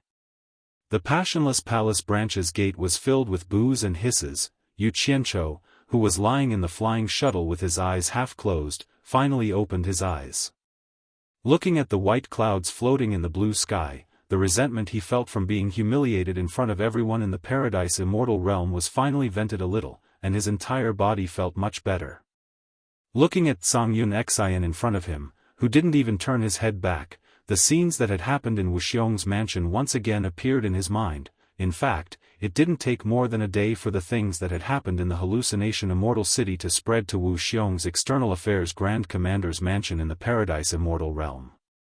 In the beautiful back garden, in a pavilion with rolled-up beaded curtains, the golden-robed External Affairs Grand Commander's wife, Mu Tianjiao, was sitting in the pavilion with a frown on her face. Her father, Mu Bing, was constantly ridiculing Yu Qianqiu's shameless actions in the hallucination Immortal City. Mu Bing, relying on his identity as the External Affairs Grand Commander of Wuxiong's Immortal Palace, could be said to frequently travel between the Four Links Chamber of Commerce and the Paradise Immortal Realm. He spent most of his time in the Paradise Immortal Realm, and most of the Four Links Chamber of Commerce's matters were handed over to his disciple, Nan Tianlong. Regarding this, he had nothing to worry about. With his current identity, even if he wasn't there to oversee the Four Links Chamber of Commerce, no one would dare to cause any trouble. There was no lack of people in the world who had been oppressed for a long time, but once they made a comeback, they instantly forgot everything. They enjoyed the feeling of getting whatever they wanted, and they even wantonly played with power. The world called these people petty people intoxicated by success. Mu Tianjiao held her forehead with one hand and placed her elbow on the stone table with a plate of fruits and ambrosia. I just don't understand why the Celestial Emperor would let that shameless person compose a song. It's simply the biggest joke in the world, father. Mu Tianjiao, who was deep in thought, suddenly raised her head and stopped Mu Bing from continuing. Her eyes were faintly filled with grief and indignation as she said, "Father, how dare you talk about the Celestial Emperor behind his back? Aren't you afraid of incurring his wrath and implicating me and Wuxiong?" Mu Bing's expression changed, and he quickly looked around. Seeing that there was no one around, he heaved a sigh of relief, but his heart was still pounding. He also knew that he had gotten a little carried away just now and spoke without thinking. However, the atmosphere in the pavilion became a little awkward. Mu Bing was now more or less a taboo towards this daughter of his. After all of his glory came from this daughter. In the end, it was Mu Tianjiao's expression that eased first. No matter how bad the other party was, he was still her father. She faintly sighed and said, "Father, please don't talk nonsense in the future. Just treat it as thinking about your daughter's happiness and leave some leeway in your mouth." Of course. Of course. It was just a slip of the tongue, that's all. Seeing that his daughter was no longer angry, Mu Bing quickly took the opportunity to explain, "I'm not talking about the Celestial Emperor. In fact, what I want to say is that the real culprit is that woman with the surname Lu. She must have said something to Immortal Empress Ji Wu. Otherwise, why would the Celestial Emperor let that Yu Qianqiu compose a song? Look at that Yu Qianqiu, he's a typical despicable person. Once he succeeds, he considers everyone beneath him and acts recklessly in the illusionary Immortal City." Mu Tianjiao slowly stood up, looked at Mu Bing, and earnestly said, "Father, listen to me. After all, that Yu Qianqiu once did our Mu clan a favor. Back in the Divine Ruin realm, if it wasn't for his help, would have already died there. Even if we don't put that aside, he doesn't have any deep hatred towards us, so why do you hate him so much? Just why? It's just that I can't stand his despicable behavior. Mu Bing weakly replied. In reality, it was because Yu Qianqiu made him lose face at Mu Tianjiao's wedding last time. His current temperament no longer allowed his subordinates to be rude to him, and Yu Qianqiu was now a typical servant in his eyes. Not to mention, Yu Qianqiu talked back to him in front of so many people, which seriously hurt his self-esteem. Recently, he had already prepared to use his powerful influence to teach Yu Qianqiu a good lesson and let Yu Qianqiu know what it meant to have a difference in status. Who would have thought that at this time, Yu Qianqiu would suddenly receive the decree of the Celestial Emperor? A decree personally issued by the Celestial Emperor. While Mu Bing felt a taboo, he was also a little jealous. As Wu Xiong's father-in-law, he had never received a decree from the Celestial Emperor, but a lowly servant actually received such an honor. Old resentment and current jealousy made his heart feel very uncomfortable. Whether he is a true gentleman or a despicable person, it has nothing to do with us. Mu Tianjiao suddenly paused as if she noticed something. Her bright eyes stared at Mu Bing's face, and she bit her lips. Father, do you want to do something to him? Oh. What does father-in-law want to do to who? A hearty laughter suddenly came from outside. The father and daughter turned their heads to look and saw Wu Xiong striding from the entrance of the garden with a smile on his face. Mu Bing also immediately smiled and quickly walked out of the pavilion. He looked at Wu Xiong and smiled. The Grand Commander has returned. Father-in-law. Wu Xiong very politely clasped his hands together, then reached out to grab Mu Tianjiao's hand. The two of them smiled at each other and walked into the pavilion. They sat on opposite sides of the stone table, giving off the feeling that they were close friends. Wu Xiong looked at Mu Bing, who followed them in, then looked at Mu Tianjiao and asked, Madam, what did you say father-in-law wants to do? Why don't you tell me? Chapter 993. Milord misheard. Mu Tianjiao shook her head helplessly. I just don't think it's a good idea for father to stay here for too long. He should go back and put more effort into managing the Four Links Chamber of Commerce. Mu Bing's expression changed slightly when he heard this. A trace of resentment flashed across his eyes as he looked at his daughter. He felt that his daughter was unhappy because he had spoken too much about Yu Qianqiu and was chasing him away. For a moment, his heart was filled with jealousy and hatred for Yu Qianqiu. Oh. Wu Xiong made a noncommittal sound and glanced at Mu Bing. After interacting with his father-in-law for a period of time, he naturally had some understanding of his character. He faintly smiled and said, Madam is worrying too much. Father-in-law will naturally arrange for someone to take care of the Four Links Chamber of Commerce. There is no need to personally attend to this matter. If it really doesn't work, it's better to close down the Four Links Chamber of Commerce and open a bigger one in hallucinatory Immortal City. That way, it'll be closer.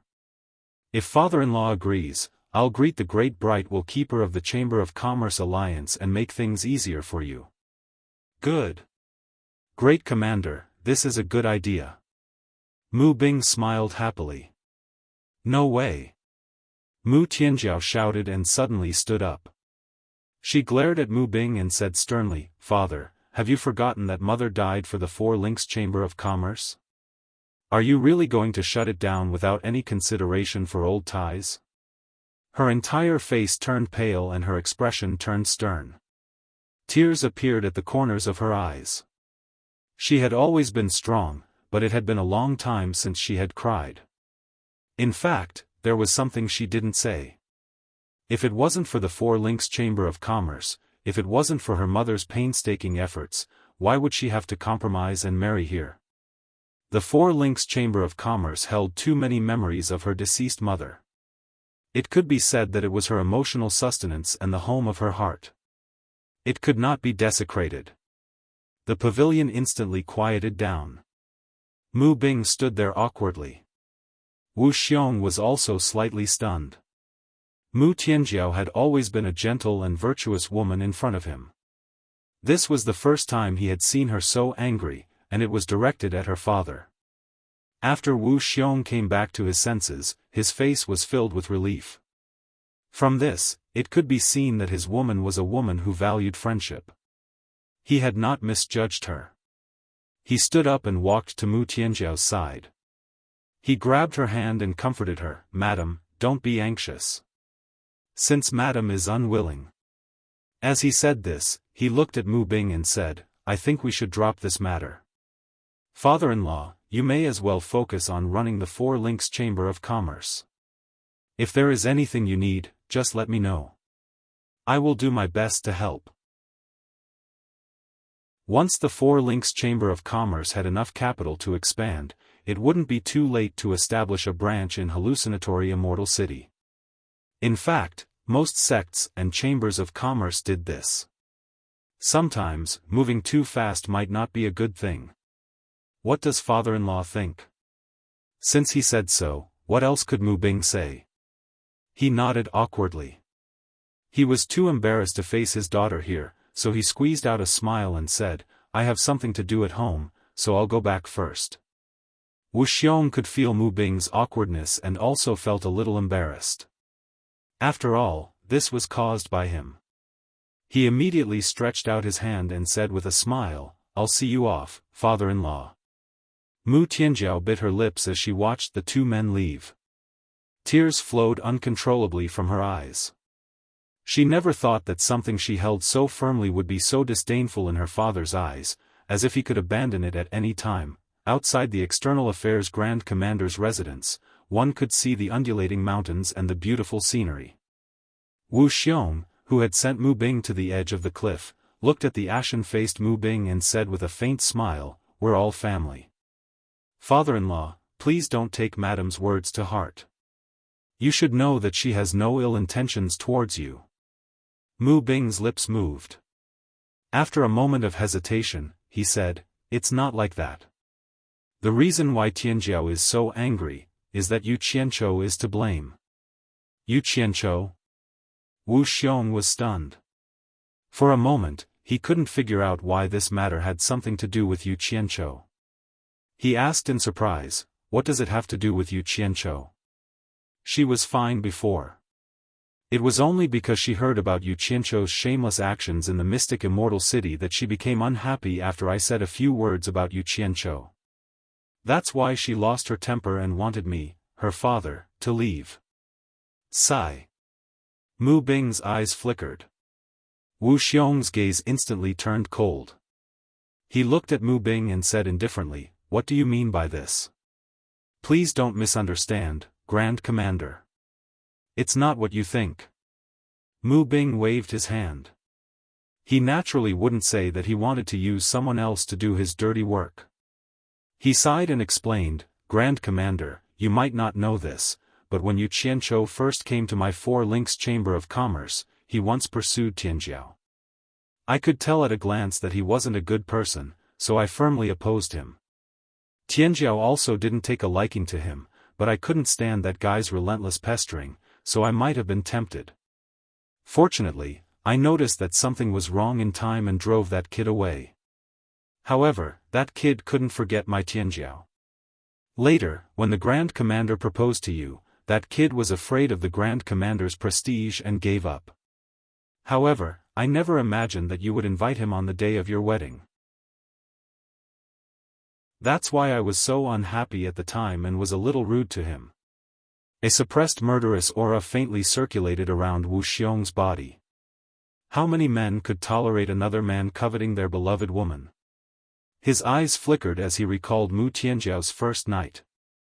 He felt that she hadn't done anything wrong to him, so his killing intent gradually retracted. Wu Xiong said indifferently, "Father-in-law, let's not mention the past. Otherwise, it won't be good for anyone. Not to mention, I don't want to pursue the past." Mu Bing was slightly surprised. He didn't think that Wu Xiong would be so magnanimous. However, when he recalled the killing intent Wu Xiong emitted earlier, he regained his confidence and said, "But I can't stand to see such an ambiguous matter. That kid's mouth is famous for being foul. I'm afraid that he will say something that will affect Tianjiao's reputation. As a parent, how can I tolerate such a thing happening? If there are any signs, I must find a way to put an end to it. Wu Xiong was startled and suspiciously asked, "You want to kill him?" Mu Bing firmly nodded. Wu Xiong immediately frowned and said, "Father-in-law, don't be reckless." He received the immortal emperor's decree to carry out his mission. If something happens to him, it's not something you or I can bear. But I heard that he wants to go to the netherworld. Mu Bing gloomily looked at Wu Xiong and said word by word, "If something happens to him in the netherworld, what does it have to do with you and me?" Wu Xiong looked at Mu Bing in surprise. He didn't expect Mu Bing to be so scheming. It seemed that he had underestimated Mu Bing. Wu Xiong originally wanted to persuade him to let go, but for some reason, he thought of the golden statues in his bedroom. It was a gift from Yu Qianzhou to congratulate him on his wedding. It had always been placed on Mu Tianjiao's dressing table with the words, "Forever and Earth," carved on it. Occasionally, he would see Mu Tianjiao staring at the golden statue in a daze. When he asked her why, she said that she hoped the two of them could be as eternal as the words carved on the statue. However, at this moment, he couldn't help but have a big question mark in his heart. Was there no other reason? For a moment, he felt a stabbing pain in his heart.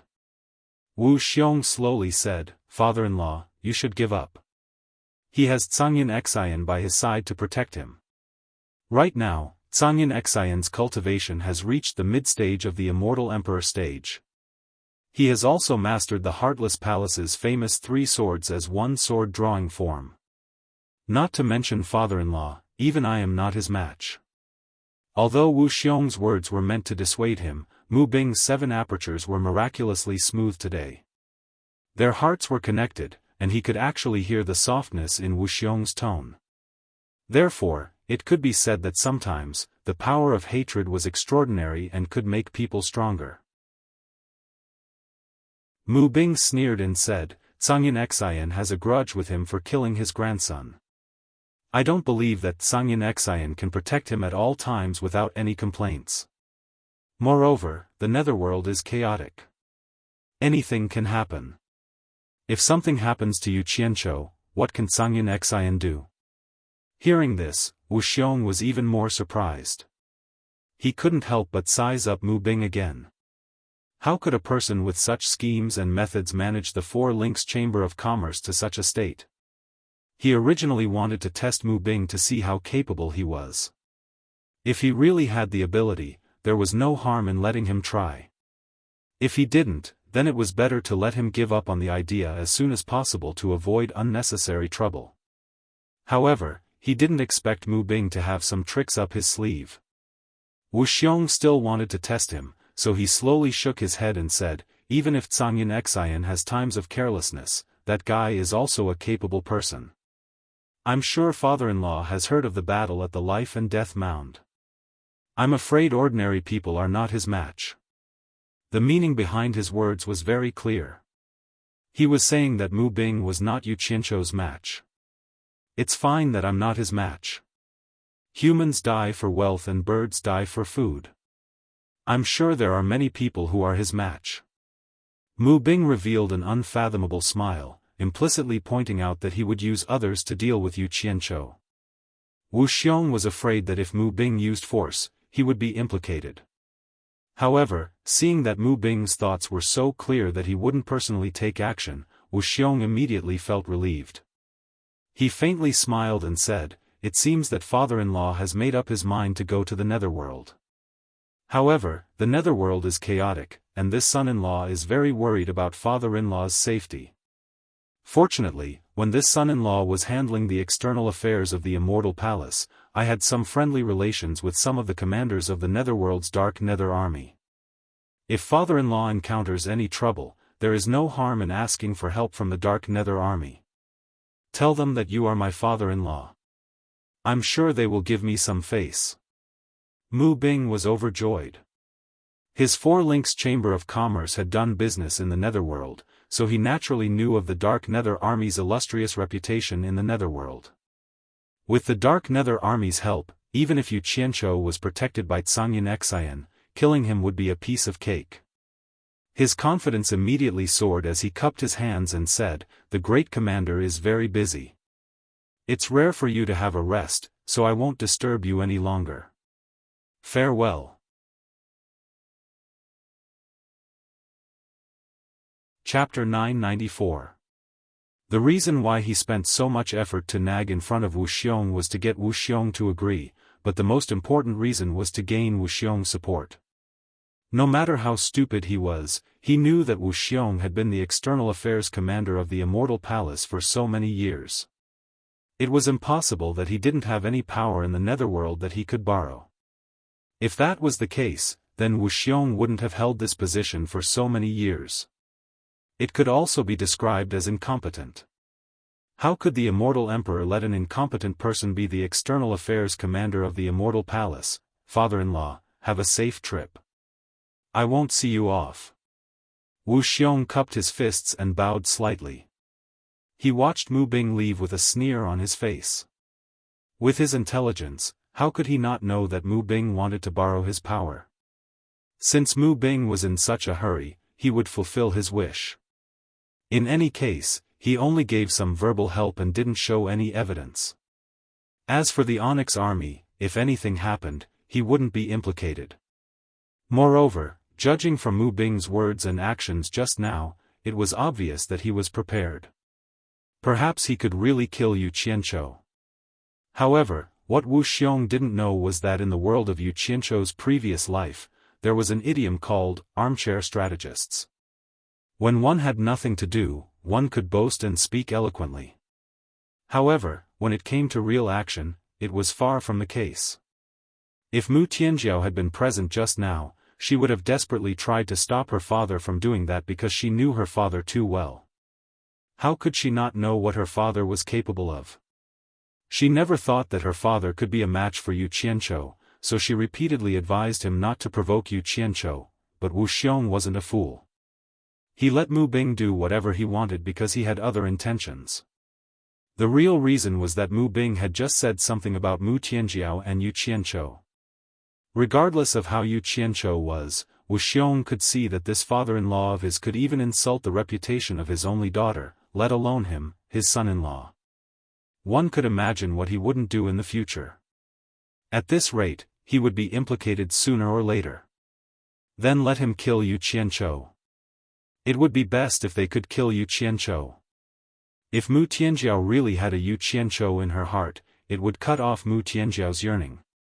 For someone who loved her, it was a good thing. At the same time, Mu Tianjiao would surely hate her father because of this. Then, he could justifiably distance himself from Mu Bing, so as not to implicate himself in the future, and not to cause a rift between him and Mu Tianjiao. It could be said to be killing two birds with one stone. If Mu Bing failed to kill Yu Qianzhou and was killed by Yu Qianzhou instead, it would be a good thing for him. Now that Mu Bing was dead, this inconvenient burden was completely gone. Naturally, Mu Tianjiao would also completely cut off her thoughts of Yu Qianzhou. One could imagine how she would treat the person who killed her father. Similarly, it was killing two birds with one stone.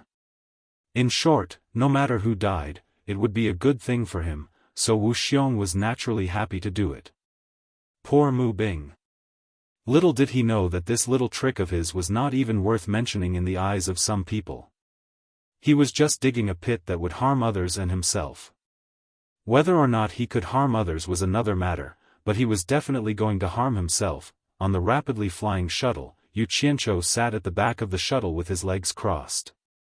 He leaned on the side of the shuttle with one hand supporting his head and looked at the scenery. It had already been 2 days.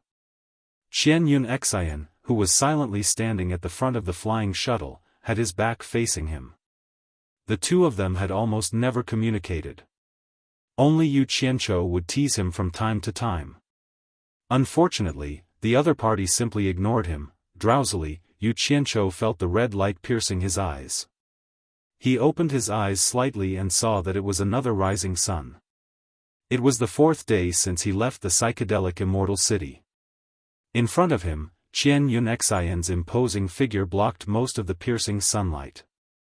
Yu Qianzhou could not help but sigh at his foresight.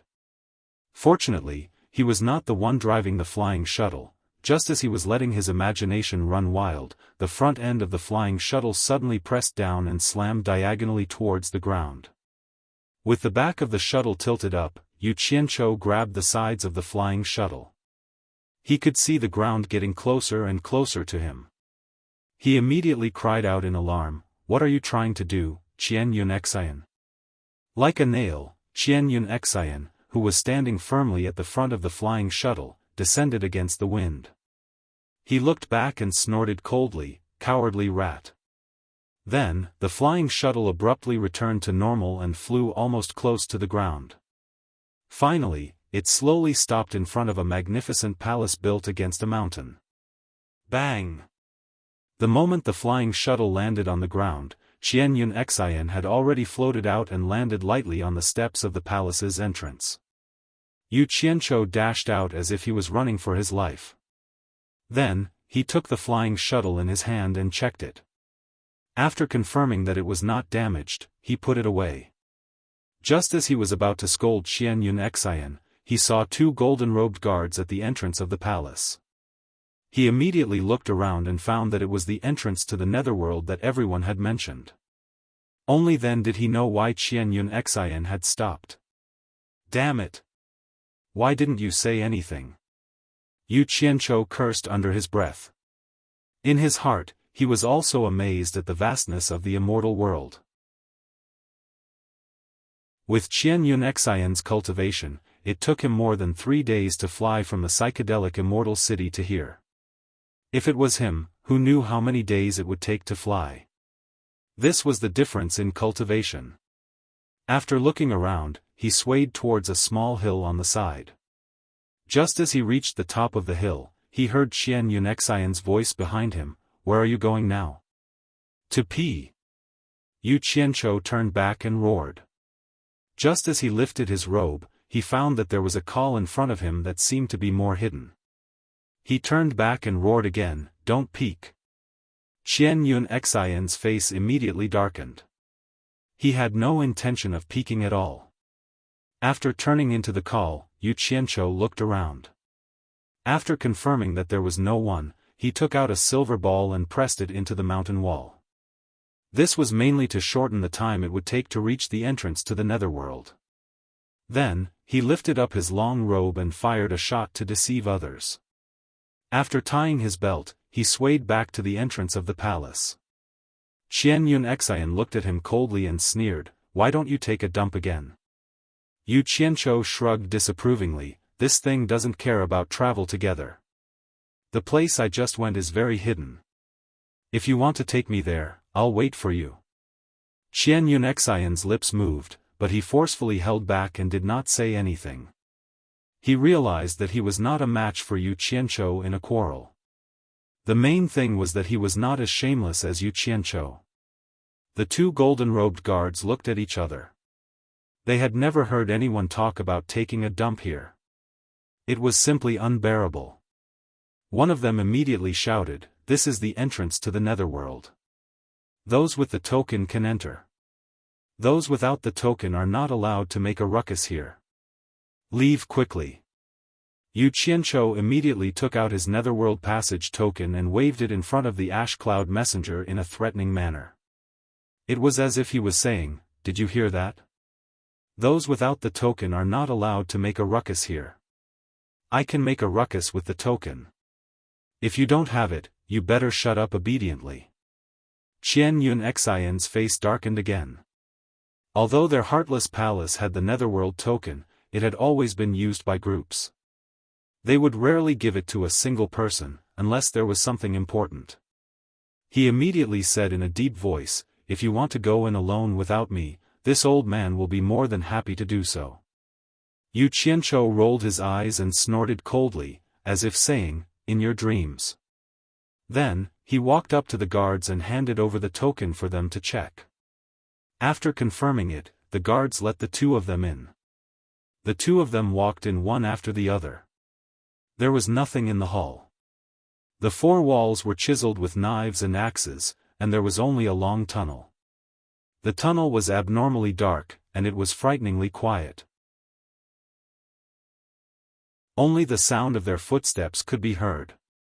At the end of the tunnel, there was a ball of black light spinning tirelessly. It was unknown how many years it had been spinning here. You go in first. Yu Qianzhou moved to the side. After all, he had never been to the netherworld, so he was more or less unsure. Qian Yun Xian snorted coldly and disappeared into the spinning black light in a flash. Yu Qianzhou hesitated for a long time, but he finally plucked up his courage and jumped in. The moment he entered the spinning black light, colorful flowing lights appeared in front of him. An unknown gravitational force sucked him in, and when there was a flash of light, he was spat out. The sky was dark, and there was no light from the sun or the moon. It was like the moment when twilight was about to turn into night. This was the first thing that Yu Qianzhou felt when he landed and saw this world. However, before he could see anything else, Yu Qianzhou. Qian Yun Xian's angry roar rang out. Yu Qianzhou looked over and saw over a dozen black-armored, knife-wielding soldiers surrounding Grey Cloud Xian. Grey Cloud Xian was looking at Yu Qianzhou as if he wanted to swallow him alive. Damn it! Could it be that the netherworld was in such chaos? It really lived up to its reputation. Before he could figure out what was going on, a stocky armored general appeared in front of him. He held a large blade that looked like a green dragon crescent moon blade and shouted, "Incomer, show me your token of passage to the netherworld." Yu Qianzhou glanced at the besieged Zhangyin Xian and cautiously took out his netherworld passage medallion. While the other side was checking the medallion, Yu Qianzhou pointed at Zhangyin Xian and carefully asked, "General, what crime did he commit?" After the armored general verified that there was nothing wrong with the token, he returned it to Yu Qianzhou and asked, "He's with you?" Yu Qianzhou's eyes flickered. He could not figure out the situation, nor did he know what kind of crime Qian Yun Xian had committed. If he was with him, would he be implicated? As soon as he hesitated, Qian Yun Xian panicked and roared, "Yu Qianzhou, what do you think you're doing?" Yu Qianzhou looked at the situation around him. There weren't many people here, so he guessed that these people might not be a match for Qian Yun Xian. He replied weakly, "He's with me." "Is there a problem?" The armored general immediately rolled his eyes and snapped, "No problem, all of you scram." The dozen or so saber-wielding soldiers surrounding Grey Cloud Xian also flashed back. Yu Qianzhou walked up to Grey Cloud Xian, who was glaring at him with fire in his eyes, and asked suspiciously, "What did you do? You made such a big fuss and almost implicated me. Do you really not know?" Qian Yun Xian's eyes were about to pop out of their sockets. "I just came in. How would I know what you did?" Yu Qianzhou was confused. He did not know that after he let Qian Yun Xian come in first, he had been too careful and hesitated a little too long at the entrance to the immortal world. As soon as Qian Yun Xian arrived in the netherworld, the guards naturally wanted to see his netherworld token, but he did not have it. He could only say that the token was with the person behind him and would come in soon. But what made him panic was that after waiting for a long time, Yu Qianzhou still didn't come in. He immediately suspected that he had been tricked by Yu Qianzhou. The guards waited for a long time and did not see anyone come in. They naturally suspected that he was a trespasser and immediately surrounded him. Fortunately, the guards realized that Qian Yun Xian's cultivation was very high. It was probably not something they could handle, so they didn't make a move. Otherwise, they would have captured Qian Yun Xian first. It was also at this critical moment that the late Yu Qianzhou finally came. This was what happened. Qian Yun Xian saw that he did not look like he was lying. After a bit of analysis, he felt that he was not lying. If he really wanted to harm him, he would not have come in. Even if he came in, he could have denied not knowing him and caused a conflict between him and the guards. He paused and said, "This should be your first time in the netherworld, right?" Yu Qianzhou's brain was still somewhat good. After hearing his question and looking at the guards at the entrance, he pondered for a bit and understood what was going on. However, he did not regret not taking the opportunity to trick Qian Yun Xian, because it was useless now. With Qian Yun Xian's ability, if he was forced into a corner, he could easily escape back to the immortal world. The exit was right in front of him, and the guards here should not be able to stop him. Yu Qianzhou replied with a non-committal "n", indicating that it was indeed his first time in the netherworld. Then, he began to look around. A huge stone tablet at the side, diagonally facing the exit of the netherworld, attracted his attention. Anyone who entered the netherworld from the immortal world would probably be able to see the inscription on it. The vast netherworld, a world of its own. Birth, old age, sickness, and death. The ultimate place, the netherworld. 20 large, blood-red words were forcefully engraved on the huge black stone tablet. The words exuded an ancient aura, making people have the urge to kneel and worship them. Yu Qianzhou's gaze turned towards the endless darkness. This place was not completely dark. There was a hint of a green haze to it. It felt like there was some light, but he couldn't tell where the light was. It was like the moment when dusk turned to night, or when the night was about to break. Everything was hazy. The guards at the entrance of the netherworld looked at the two fellows who were unwilling to leave. From time to time, they would look at their leader, who was the guy who had just checked Yu Qianzhou's pass. Logically speaking, at this time, the leader should have shouted, "Since you have the pass, you are not allowed to stay. Leave immediately." But the strange thing was that the leader looked to the side with his hands behind his back, as if he had not seen anything.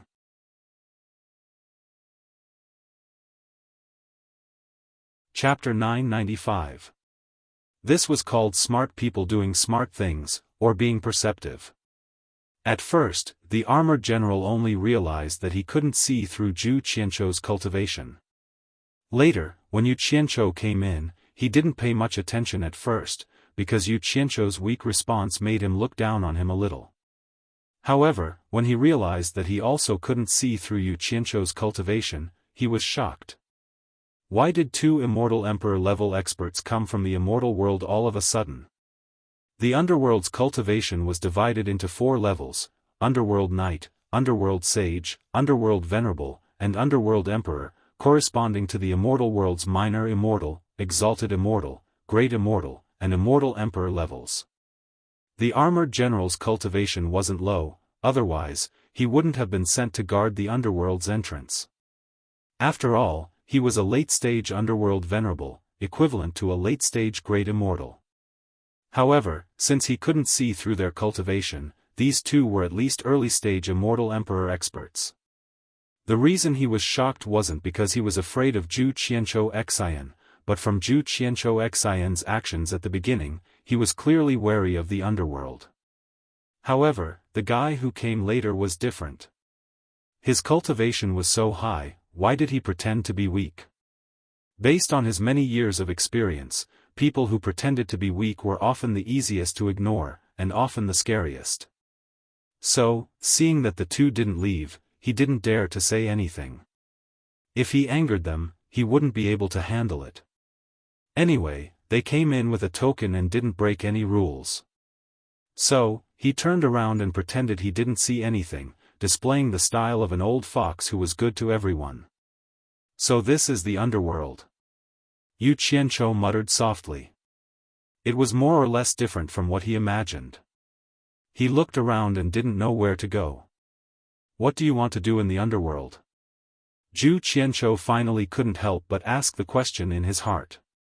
Yu Qianzhou glanced at him and thought that it was a good idea to keep an expert by his side.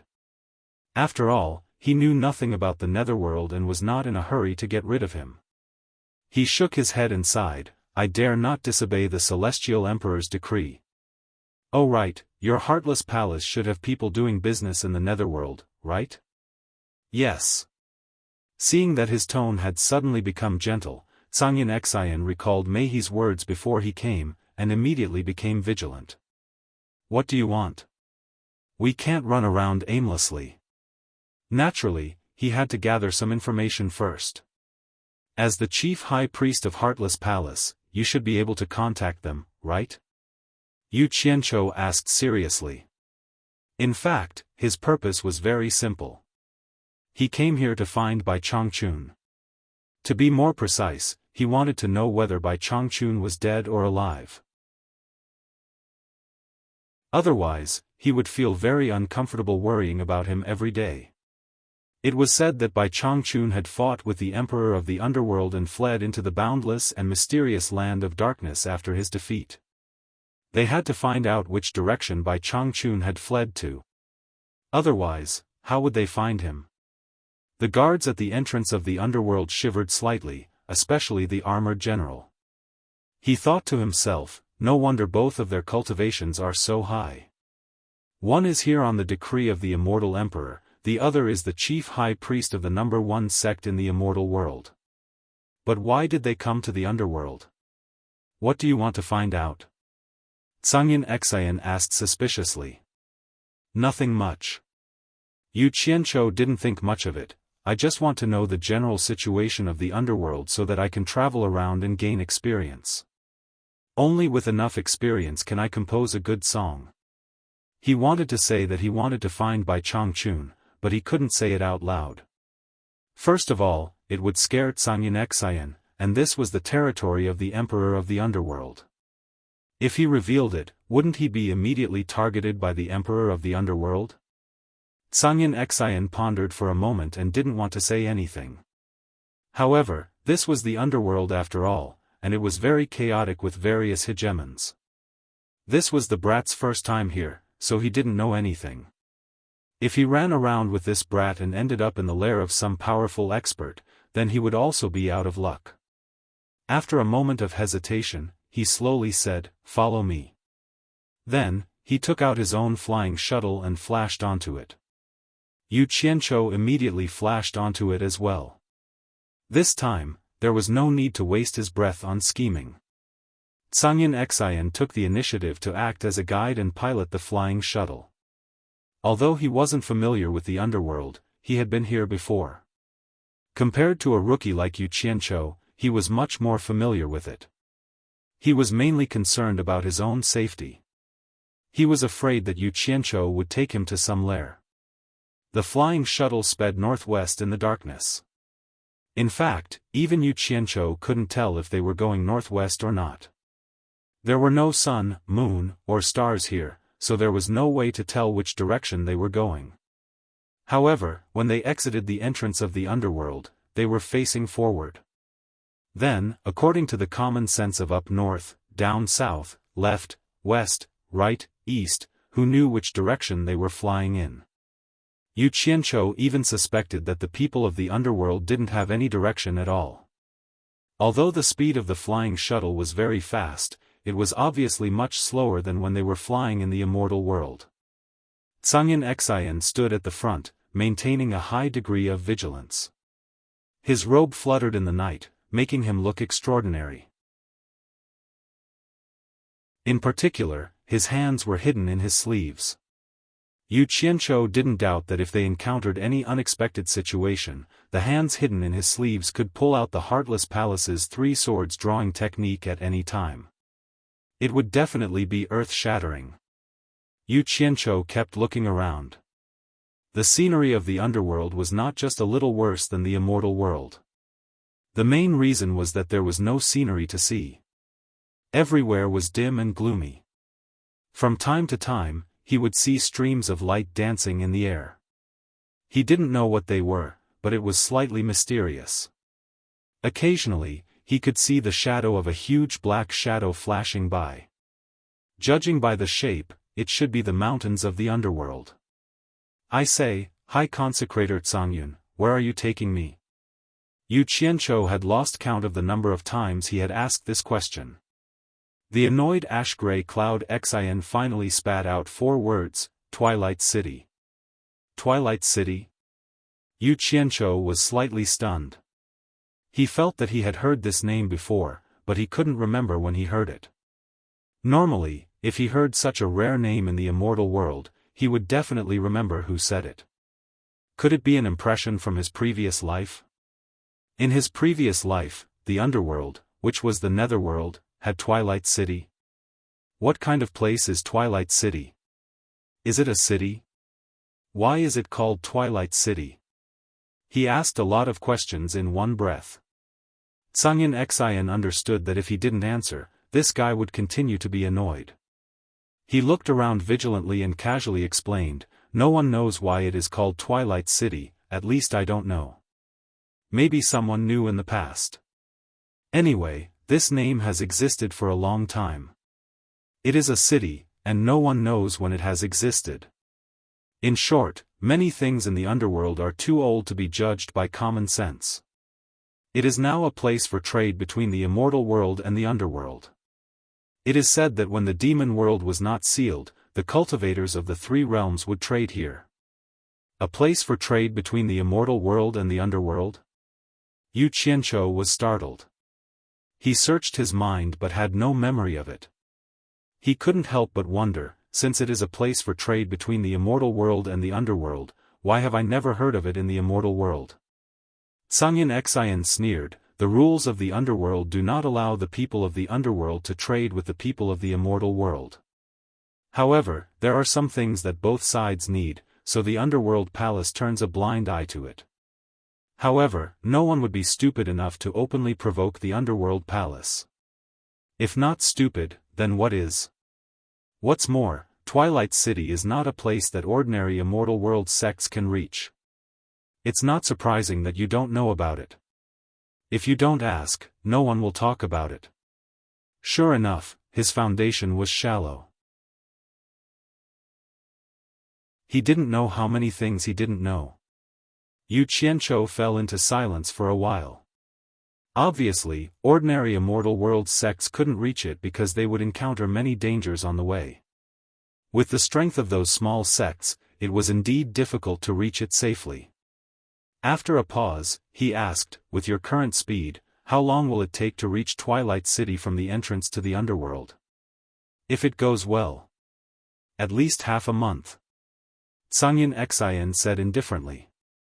Yu Qianqiu immediately let out a cold breath.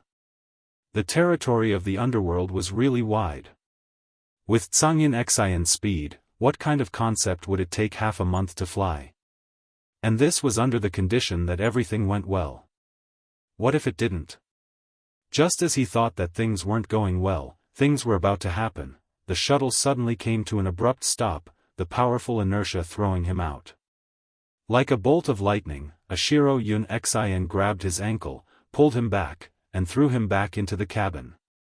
Yu Qianqiu was immediately scared and shouted, "What do you want now?" "Shut up!" Tsangyin Xian shouted in a low voice, and his eyes quickly swept around. Yu Qianqiu immediately found that there was something wrong with his expression. He also looked around and found that there was a faint gray fog in the darkness. If he didn't look carefully, he wouldn't have noticed it. He immediately asked carefully, "What's wrong? Is there something wrong? We have been in this gray fog for several hours, and we are trapped by the formation." Tsangyin Xian pointed to the shadowy peaks around them, but when he said this, his expression was unusually calm, and his eyes were full of strong confidence. Suddenly, Yu Qianqiu felt a lot more relieved. He suddenly said indifferently to the void, "I don't know which friend is playing a joke here. This Tsangyin Xian has accidentally disturbed this place. I hope this friend will be magnanimous and let us go. This Tsangyin Xian will be very grateful." Yu Qianqiu was not afraid. He could go back at any time. While he was looking around curiously, he suddenly heard laughter coming from all directions. He couldn't tell whether it was a man's voice or a woman's voice. It seemed to be far and close, and from time to time, it gave people the feeling that it was lying next to your ear and laughing. It was very strange. Yu Qianqiu hated people who played tricks in front of him the most. He immediately shouted, "Which old bastard dares to play tricks in front of Grandpa? Do you want to die?"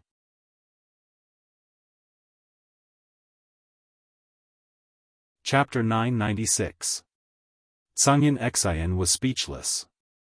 He tilted his head and looked over.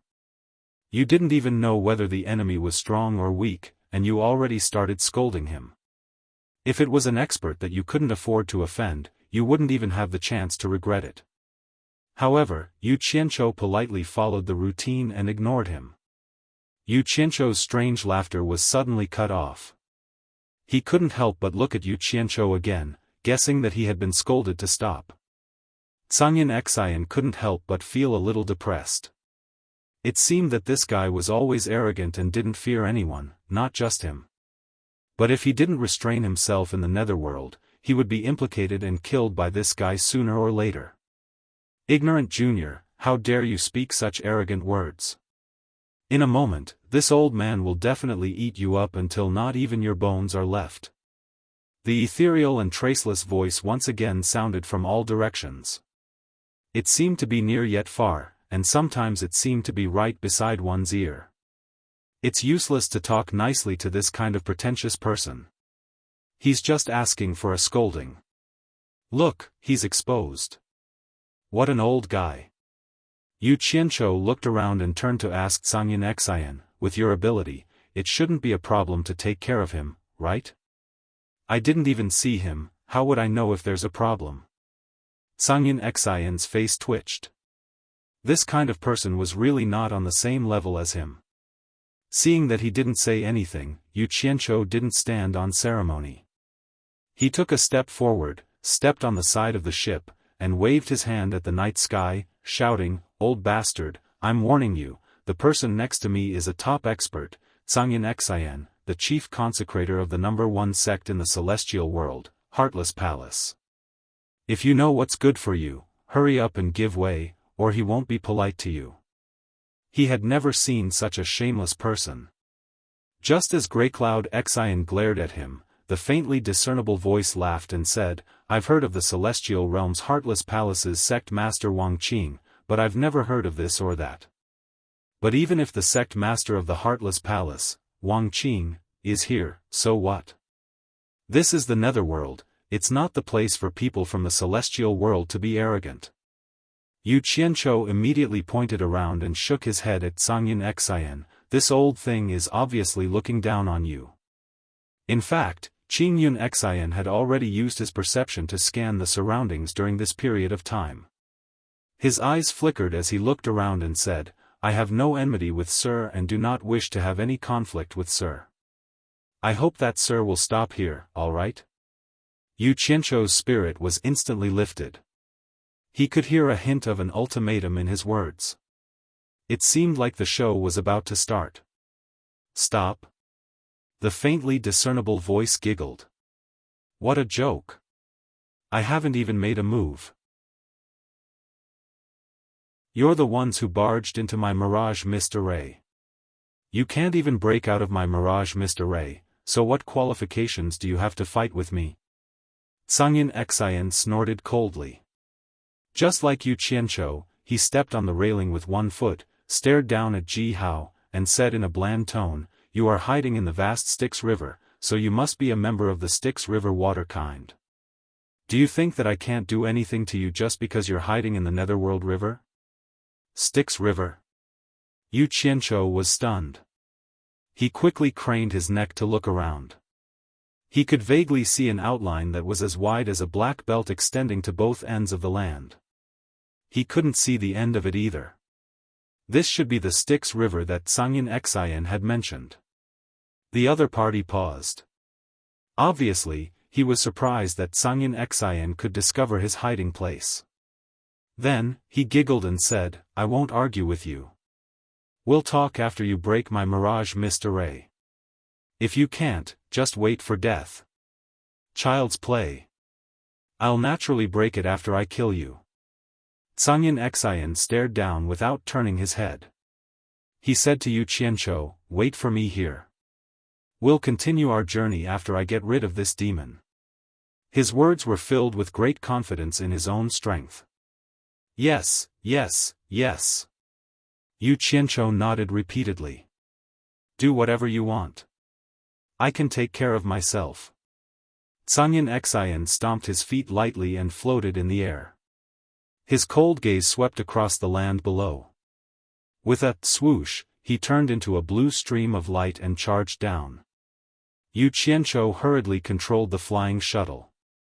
He knelt at the bow of the ship and stuck out his butt to look at the commotion below. Just as the stream of light was about to collide with the wide river below, Zhangyan Xian's shout was suddenly heard. Absolute heaven! Yu Qianzhou suddenly recalled that Wei Chuanxiu had told him that day. The Passionless Palace's sword-drawing technique had a total of 5 forms. The first form was called Absolute Heaven, the second form was called Absolute Earth, the third form was called Heartless, the fourth form was called 2 Swords as One, and the fifth form was called 3 Swords as One. Zhangyan Xian had already mastered all 5 forms of the sword-drawing technique. Then, this Absolute Heaven should be the first form of the Passionless Palace's sword-drawing technique. Just as this thought flashed through his mind, a dazzling light suddenly illuminated the world. Although it was shrouded in a thin layer of fog, the surrounding situation could be seen clearly in an instant. The surging waves of the river reflected the dazzling light. In the sky, the sword ray that was like a heavenly dragon clashed violently with the reflection in the river. Boom! The tranquil night was broken, a huge wave instantly spread out from the wide Netherworld River, rumbling and surging in all directions. The center of the wave exploded into a splash of white water that was hundreds of meters high, charging straight at the flying shuttle above. F***CK.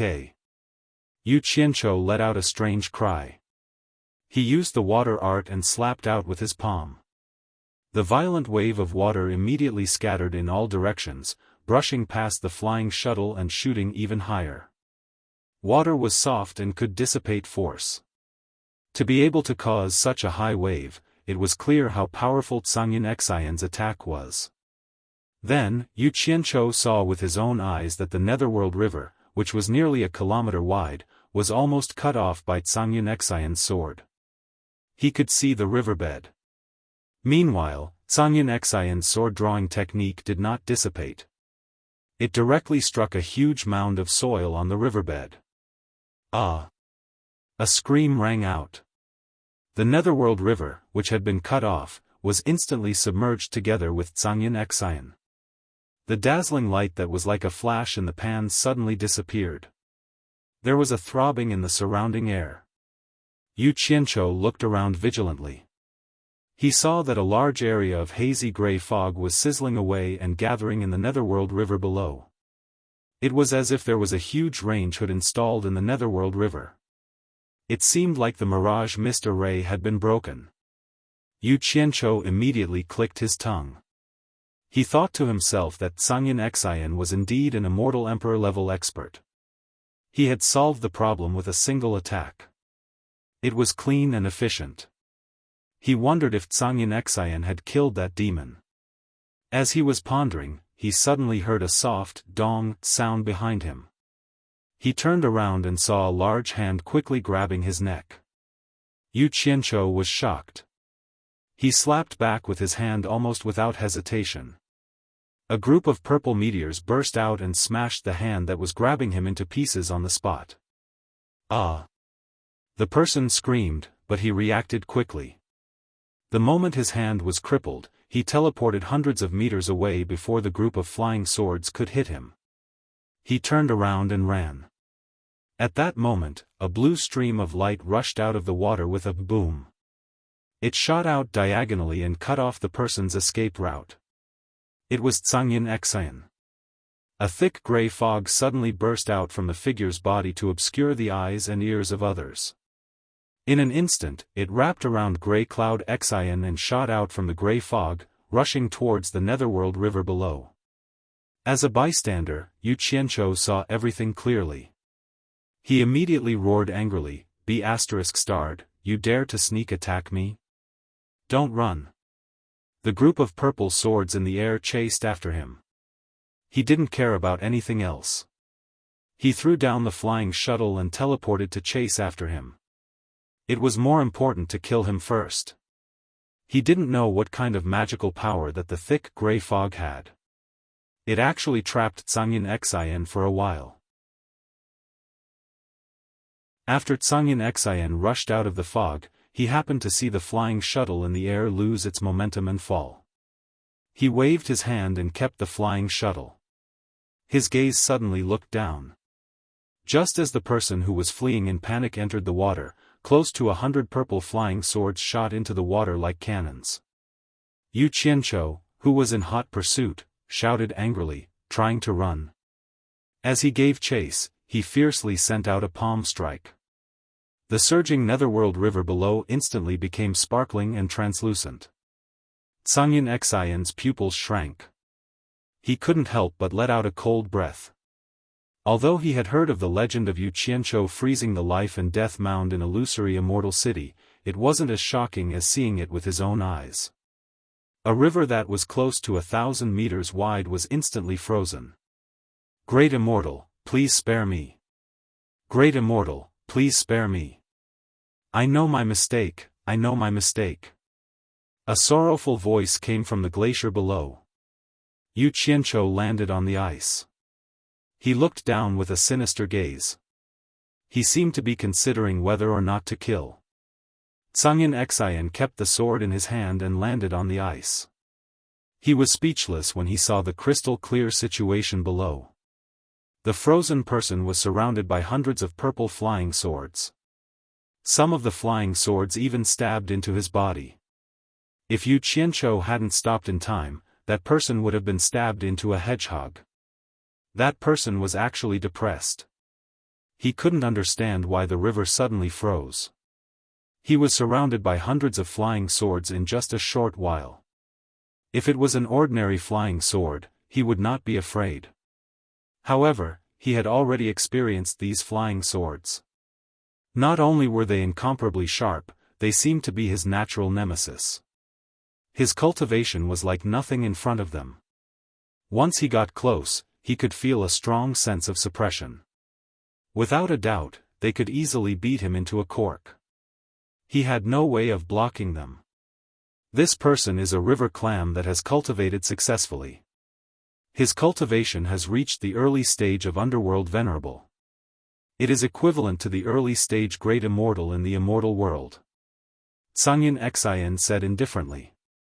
He had clearly seen the person's true form in the river. River clam? Early stage Underworld Venerable? Yu Qianzhou raised his eyebrows. He seemed to understand something. He took a few steps forward. The ice under his feet melted and he quickly sank down. He landed in front of the pitiful man who was trapped and looked him up and down. The man was dark and skinny, and he didn't look old.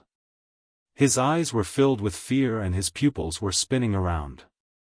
Other than the wounds caused by his flying swords, there were a few long bloody wounds. It was obvious that he was injured by Tsangyin Xian. Yu Qianzhou snorted coldly. He shook his sleeve and a small green bead appeared in his hand. He held it between two fingers and sent it to the person's mouth. He shouted, "Swallow it if you don't want to die."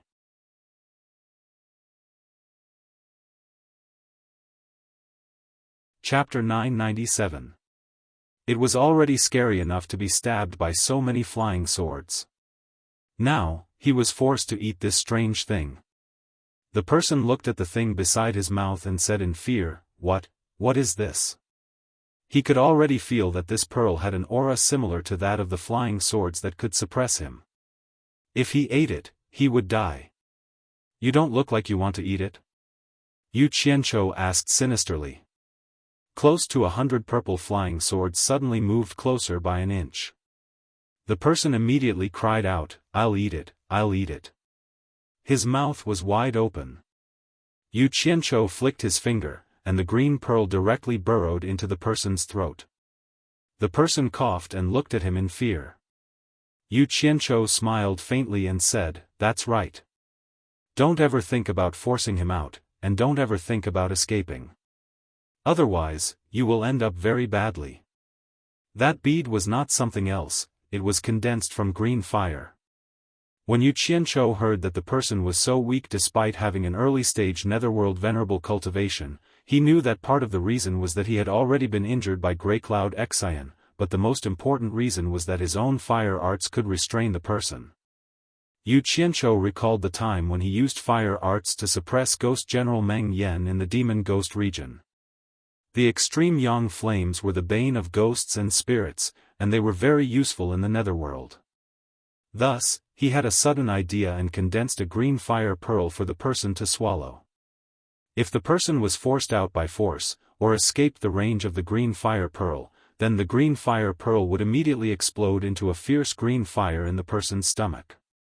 It would be strange if this ghost-type netherworld monster did not turn into ashes. Yu Qianqiu's body flashed out of the glacier after he had placed a restriction on the other party. Nearly 100 purple flying swords broke through the ice and flew into his sleeves with a whoosh. Grey Cloud Xian stared at his sleeves for a while, then looked at the person in the ice cave and said, "What did you give him to eat? In any case, he's not a good person. If he dares to disobey, I'll make sure he doesn't even have the chance to cry." Yu Qianqiu chuckled. The people in the ice cave shuddered at his words. Suddenly, a sinister laugh was heard from above. "Stop playing dead down there. Get up here." Bang, bang. Hua.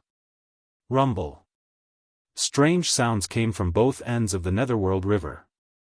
After the entire glacier trembled, it was finally unable to withstand the scouring of the Netherworld River. It broke away from the solidification of the two sides of the river and slowly floated downstream along with the Netherworld River. The glacier beneath their feet shook violently from time to time. Dense spiderweb-like cracks had already begun to appear. Yu Qianqiu and Zhang Yunxin stood firmly on top of it, watching the person climbing out of the hole in the ice. After that person carefully looked at the two of them, he realized that he couldn't see through their cultivation at all. It was obvious that they were both stronger than him. His entire face instantly turned bitter, and he silently cursed his bad luck. Previously, when he saw the speed of the two flying shuttles, he estimated that their cultivation should be similar to his. In addition, he saw that they were people from the celestial world and not locals, so he didn't take them seriously. In the end, he suffered such a disaster. Little did he know that Zhang Yunxin was being careful and didn't dare to fly too fast, but there were people who came to seek death. "Thou art of the Netherworld River's water tribe. We are flying in the air and have nothing to do with you. Why are you waiting for an opportunity to harm us?" Zhang Yunxin shouted coldly. Yu Qianqiu couldn't help but glance at him. He realized that once this fellow came to the Netherworld, the way he spoke immediately changed. In the celestial world, he was very unscrupulous and arrogant. Here, no matter how ruthless he was, he always had a bit of a diplomatic tone. He was very similar to those people in his previous life, which made people a little uncomfortable. The person said weakly, "I really didn't mean to target you. Before you came, I had already set up the Mirage Mist formation, but you just happened to barge in. Stop your F***king nonsense. The Netherworld isn't your home. Do you think it's reasonable for you to rob us here?" That. Yu Qianqiu pointed at his nose and asked, "River Clam Demon, what's your name?" From their tone, one could tell that the younger one was obviously not a kind person. The person immediately nodded and said, "This lowly one is Shenyu." Shenyu? Yu Qianqiu paused for a moment. He realized that it was indeed a monster from the Netherworld River. Even its name was strange. "Shenyu, tell me honestly. Why did you set up a formation here to harm people?" River Clam Shenyu replied weakly, "There are often people from the celestial world coming and going on this road. This lowly one is sick of the food in the Netherworld River, so I wanted to change my taste." Yu Qianqiu and Grey Cloud Xian's expressions twitched. They didn't expect to almost become food in someone else's mouth. At this moment, the glacier under their feet shook violently again, and the sound of ice cracking could be heard. The entire glacier continued to split into smaller pieces, and the ice beneath their feet flowed even faster. Were we trapped by his Mirage Mist formation for a few hours? Yu Qianqiu suddenly asked Grey Cloud Xian. The latter nodded in confusion. Yu Qianzhou squinted at Shen Yu and sneered. A few hours of delay, and now there's a burden. Hee hee. Shen Yu, I can't vent my anger. Tell me, why should I spare your life? Shen Yu panicked. He swallowed the bead but didn't dare to run. He waved his hand and denied, not a burden, not a burden. May I ask if the two of you are going to Twilight City? The two looked at each other. Yu Qianzhou asked suspiciously, how do you know? This lowly one only deduced it from the direction the two of you were flying in. As long as the two of you spare my life, I'm willing to take the two of you on the river. I won't be slower than the two of you in the air, Shen Yu begged. He didn't doubt that Yu Qianzhou would kill him if he was unhappy. This netherworld river connects to Twilight City? Yu Qianzhou confirmed with Grey Cloud Xian. Grey Cloud Xian nodded. Twilight City is indeed not far from the netherworld river. Then hurry up. Yu Qianzhou waved his hand and shouted. Shen Yu had a green fire bead in his body, so he wasn't afraid of him playing tricks. Jiu Yu nodded in delight. He twisted his limbs and the wounds on his body healed at a visible rate. Even his palm, which had been blasted apart by the flying sword, had recovered to its original state. However, his dark face appeared somewhat pale. Clearly, this method of healing consumed a lot of his cultivation. Suddenly, Shen Yu quickly retreated more than 10 meters on the glacier and crawled on the cracked ice. His body flickered, and a huge river clam appeared on the ice. It was dark brown and oval in shape. It was more than 10 meters long and 4 to 5 meters thick. It was very rare. Grey Cloud Xian was a knowledgeable person, but he couldn't help but exclaim, for a river clam to grow to your size, it must have cultivated for a long time. Yu Qianzhou was also amazed. He was a cultivator, so he knew that it was extremely difficult for this kind of shellfish to cultivate. It was many times more difficult than other animals. It was a miracle that it could grow to such a large size. Shen Yu's voice came from the huge river clam. He smiled bitterly and said, I lived for 500,000 years in ignorance. Later on, my spiritual wisdom appeared, and after 500,000 years, I was lucky enough to find the knack of cultivation. After 200,000 years of cultivation, I have achieved what I have today. Great immortals, please get on my back. I will take you to Twilight City. Yu Qianzhou and Zhangyin Xian were shocked when they heard this. They looked at each other and then flashed to the back of the giant clam. Great immortals, sit tight. As soon as he finished his words, the oval-shaped giant clam started to move on its own at an extremely fast speed. With a swish, it slipped away on the ice surface. In the blink of an eye, it slid out of the ice and plunged into the cold Styx River. Its back was less than 1 meter above the water, but the surface area was more than 3 meters square. It was enough for Grey Cloud Xian and Yu Qianzhou to stand or sit. Shen Yu wasn't bragging. His speed in the water was indeed not slower than Grey Cloud Xian's flying shuttle. The two stood on his back and felt the coolness of the Styx River. They looked at the scenery of the underworld and felt refreshed. The strangest thing was that when such a huge river clam moved through the water, not a single splash was made. Not even the slightest sound could be heard. It could be seen that this old and experienced fellow in the netherworld river was really good at manipulating water. Grey Cloud Xian suddenly looked at Yu Qianzhou with a strange expression. With his vast experience, he must have taken advantage of Yu Qianzhou and experienced the feeling of swimming in the Styx River for the first time. If he told the people of the Heartless Palace about this experience, they would definitely be fascinated. Everyone had vanity. It depended on which aspect it was. Yu Qianzhou didn't know that Grey Cloud Xian had such vain thoughts. After he recovered from his shock, he looked around and sat on the slightly protruding shell in the middle.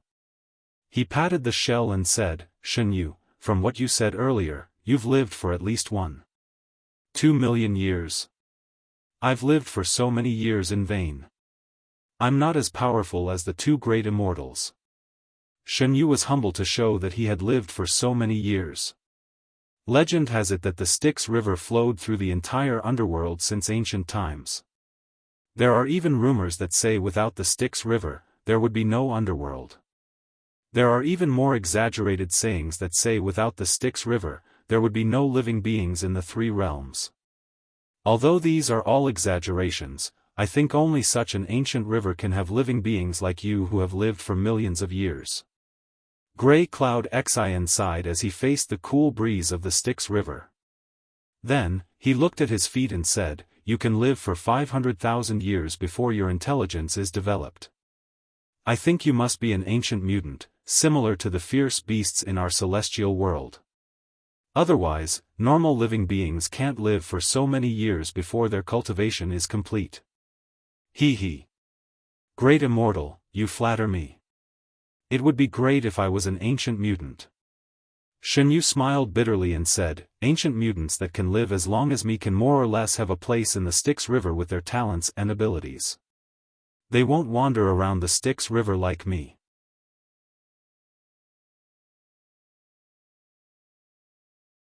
Chapter 998. You're not. Sangyin Xian was taken aback at first, then exclaimed, "How is this possible? You haven't developed spiritual intelligence and haven't cultivated yet. How can you live for 500,000 years?" Yu Qianzhou was also stunned. Although his cultivation level wasn't high in the immortal world, he still knew some basic knowledge about cultivation. If it wasn't a prehistoric ferocious beast, or an extremely special kind of ferocious beast that had accidentally devoured a now extinct heavenly treasure in a distant era, it was possible for it to live for hundreds of thousands of years with its strong physical body before it developed spiritual intelligence. Even so, it was still rare to hear of someone living over 500,000 years. Even those immortals had never heard of anyone who could live for more than 1,000,000 years. Of course, this wasn't to say that immortality was fake. It was just that the rise and fall of immortals were unpredictable. No one could predict what accidents would happen. It was as if there was some mysterious power that didn't allow a person to live forever. No matter how healthy one's physical body was, there would always be all kinds of calamities that forcefully took away one's life. The most common was fighting and killing for the sake of profit or grudges. This was the culprit that took away an immortal's life. Even immortal Emperor Jin Tai, who controlled the immortal world, and Underworld Emperor Bai Qi, who controlled the underworld, didn't live for more than 500,000 years. It should be known that 500,000 years was definitely not a small number when compared to the passing of time. I don't know why either. Shen Yu sighed. Yu Qianzhou and Sangyin Xian glanced at each other. There was some suspicion in their eyes. They felt that this river clam was either bragging and hadn't lived for that long, or it didn't want to talk about it. Sangyin Xian gave him a look, as if to ask him to continue. Maybe he could get something out of it. Yu Qianzhou rolled his eyes, as if saying, "I'm your enemy, why should I listen to you?" Sangyin Xian was speechless. In fact, Yu Qianzhou had other thoughts in his mind. This Jiu Yu's life is in my hands. If he really has a secret that he can't keep to himself, then it must be a big secret. I'm the only one who knows about it. Why should I let Grey Cloud Faith know about it? Both sides of the Netherworld River were gloomy. From time to time, specks of flowing light would dance in the air. Serpent carried the two of them and rode the waves without slowing down. The rolling waves of the Netherworld River retreated quickly like smoke. However, the waves in front of them came again, and they could not see the end of the waves. It was unknown when Sangyin Xian had also sat down. He sat back to back with Yu Qianzhou. The two of them were silent as they sensed the heroic and vicissitudes of the Netherworld River. Looking at both sides of the river, there were sometimes plains, sometimes mountains, and sometimes gloomy valleys. Although they could not see clearly, the feeling of vastness made their hearts tremble. This feeling was indescribable. Yu Qianqiu, a newbie who had just arrived in the netherworld, didn't think much of it. He felt that the netherworld should be like this. On the other hand, Zhangyin Xian, who had been to the netherworld several times, sighed with emotion. He did not expect to see the netherworld in a completely different way when he traveled quickly on this ancient netherworld river. It was as if only the netherworld river understood the netherworld the best. This was because every section of the winding river was created by it. It was washed and settled by the endless years. It was an ancient and gloomy beauty of vicissitudes. Perhaps darkness was the most primitive beauty. The netherworld river was sometimes wide and sometimes narrow. However, the widest part was still a few hundred meters wide. Yu Qianqiu, who was looking at the scenery with his elbows on his knees and his palms supporting his chin, suddenly asked, "Serpent, how wide is the widest part of the netherworld river? I've tried to cross the widest part once before. However, I walked and stopped from time to time and often changed directions." "It took me a few years," Serpent replied seriously. "I'm afraid that with my current speed, I'll need to swim for more than a month to get from the other side to this side. I'm not sure how wide it is exactly." "So wide?" Yu Qianqiu and Zhangyin Xian exclaimed at the same time. Obviously, it was Zhangyin Xian's first time hearing about it. The two of them suspected that Serpent was born to boast. He said that he had lived for more than 1,000,000 years, and now he said that he had created such a wide river. Was this really a river? It was more like a sea. Yu Qianqiu licked his lips and chuckled. "I say, Serpent, you might have misunderstood me. You've mistaken the length of the netherworld river for its width. I'm talking about the distance between us now." "Great deity, you might think that I'm old and confused, but I'm not so old that I can't tell the difference between length and width. Speaking of the length of the netherworld river, it's not something we can reach in a month with our current speed." Serpent sighed. "Take the direction we're going now. If everything goes smoothly, it will take half a month to reach Twilight City. Then, we'll have to walk for another month before we can reach the endless horizon, and this is under the condition that everything goes smoothly." Endless horizon? Yu Qianqiu turned around and asked Zhangyin Xian, "Do you know that place?" Zhangyin Xian also turned around and nodded. "I've heard of that place, but I've never been there. It seems that the people from the netherworld that I've come into contact with are quite afraid of that place, and no one is willing to talk about it too much. That place is known as the punishment land of the netherworld, so of course they're afraid." Serpent laughed and continued. "Speaking of the endless horizon, you should be able to imagine that the distance that the netherworld river traverses through is already incredibly long when you hear the word endless. After passing through the endless horizon, it's the boundless and mysterious land of darkness. I'm afraid no one knows how long the netherworld river is there." Yu Qianqiu and Zhangyin Xian immediately gasped when they saw something specific for comparison. They finally understood how long the netherworld river was. Its length was a concept that was very, very long, as if it was very far away, but no one could tell exactly how long it was. This was the length of the netherworld river. While Zhangyin Xian was still in shock, Yu Qianqiu was already distracted. This was because Serpent mentioned the boundless and mysterious land of darkness. Rumor had it that Bai Changchun escaped to that place when he was being chased by the Emperor of the Netherworld. In this way, there was no need to go to Twilight City to inquire about the information. According to Serpent, they could just follow the Netherworld River and cross the endless horizon to reach there. But then again, since it was along the way, there was no harm in going to Twilight City to take a look. If the World Commerce Chamber really grew stronger one day, they would inevitably have to deal with that place. It was a good thing for him to explore the situation first, but that endless horizon, Serpent, what do you mean when you say that the endless horizon is the land of punishment in the netherworld? Yu Qianqiu smiled.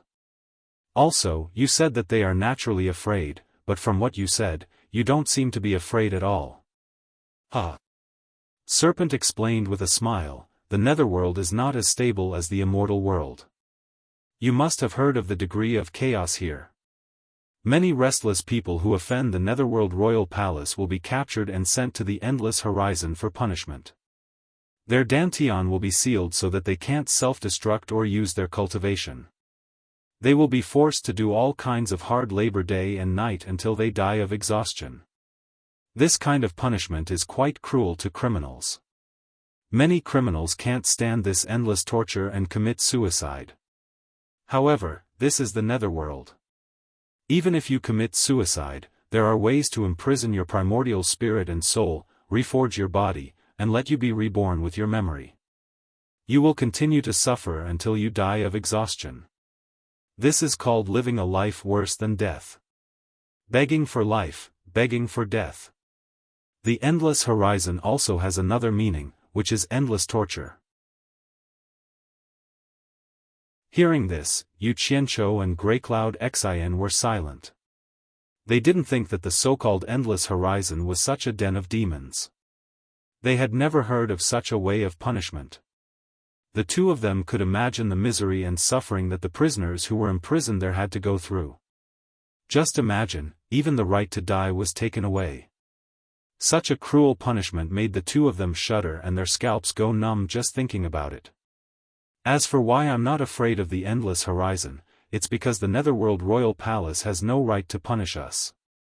The Netherworld Royal Palace and the Netherworld Royal Palace have an agreement that we will not invade each other. If the people of the land invade us, we will report to the Netherworld Royal Palace and ask them to give us an explanation. Similarly, if we invade the people of the land, they will also report to us and we will also have to give them an explanation. I've heard of this. Greycloud Xian interrupted. That's why I found it strange that the Netherworld Royal Palace would attack us. We didn't offend you. You are from the immortal realm. Naturally, you are not included in the agreement between the Netherworld Royal Palace and the Netherworld Royal Palace. Jiu Yu said weakly, his voice much softer. Greycloud Xian and Yu Qianqiu couldn't help but look at each other. This reason was simple and sufficient. Who asked them to not be from the Netherworld Royal Palace? Huh? Yu Qianqiu stood up and looked at Greycloud Xian. Isn't the Netherworld Emperor in charge of the entire Netherworld? Why is there an exception for the Netherworld Royal Palace? Greycloud Xian shook his head and said, I don't know.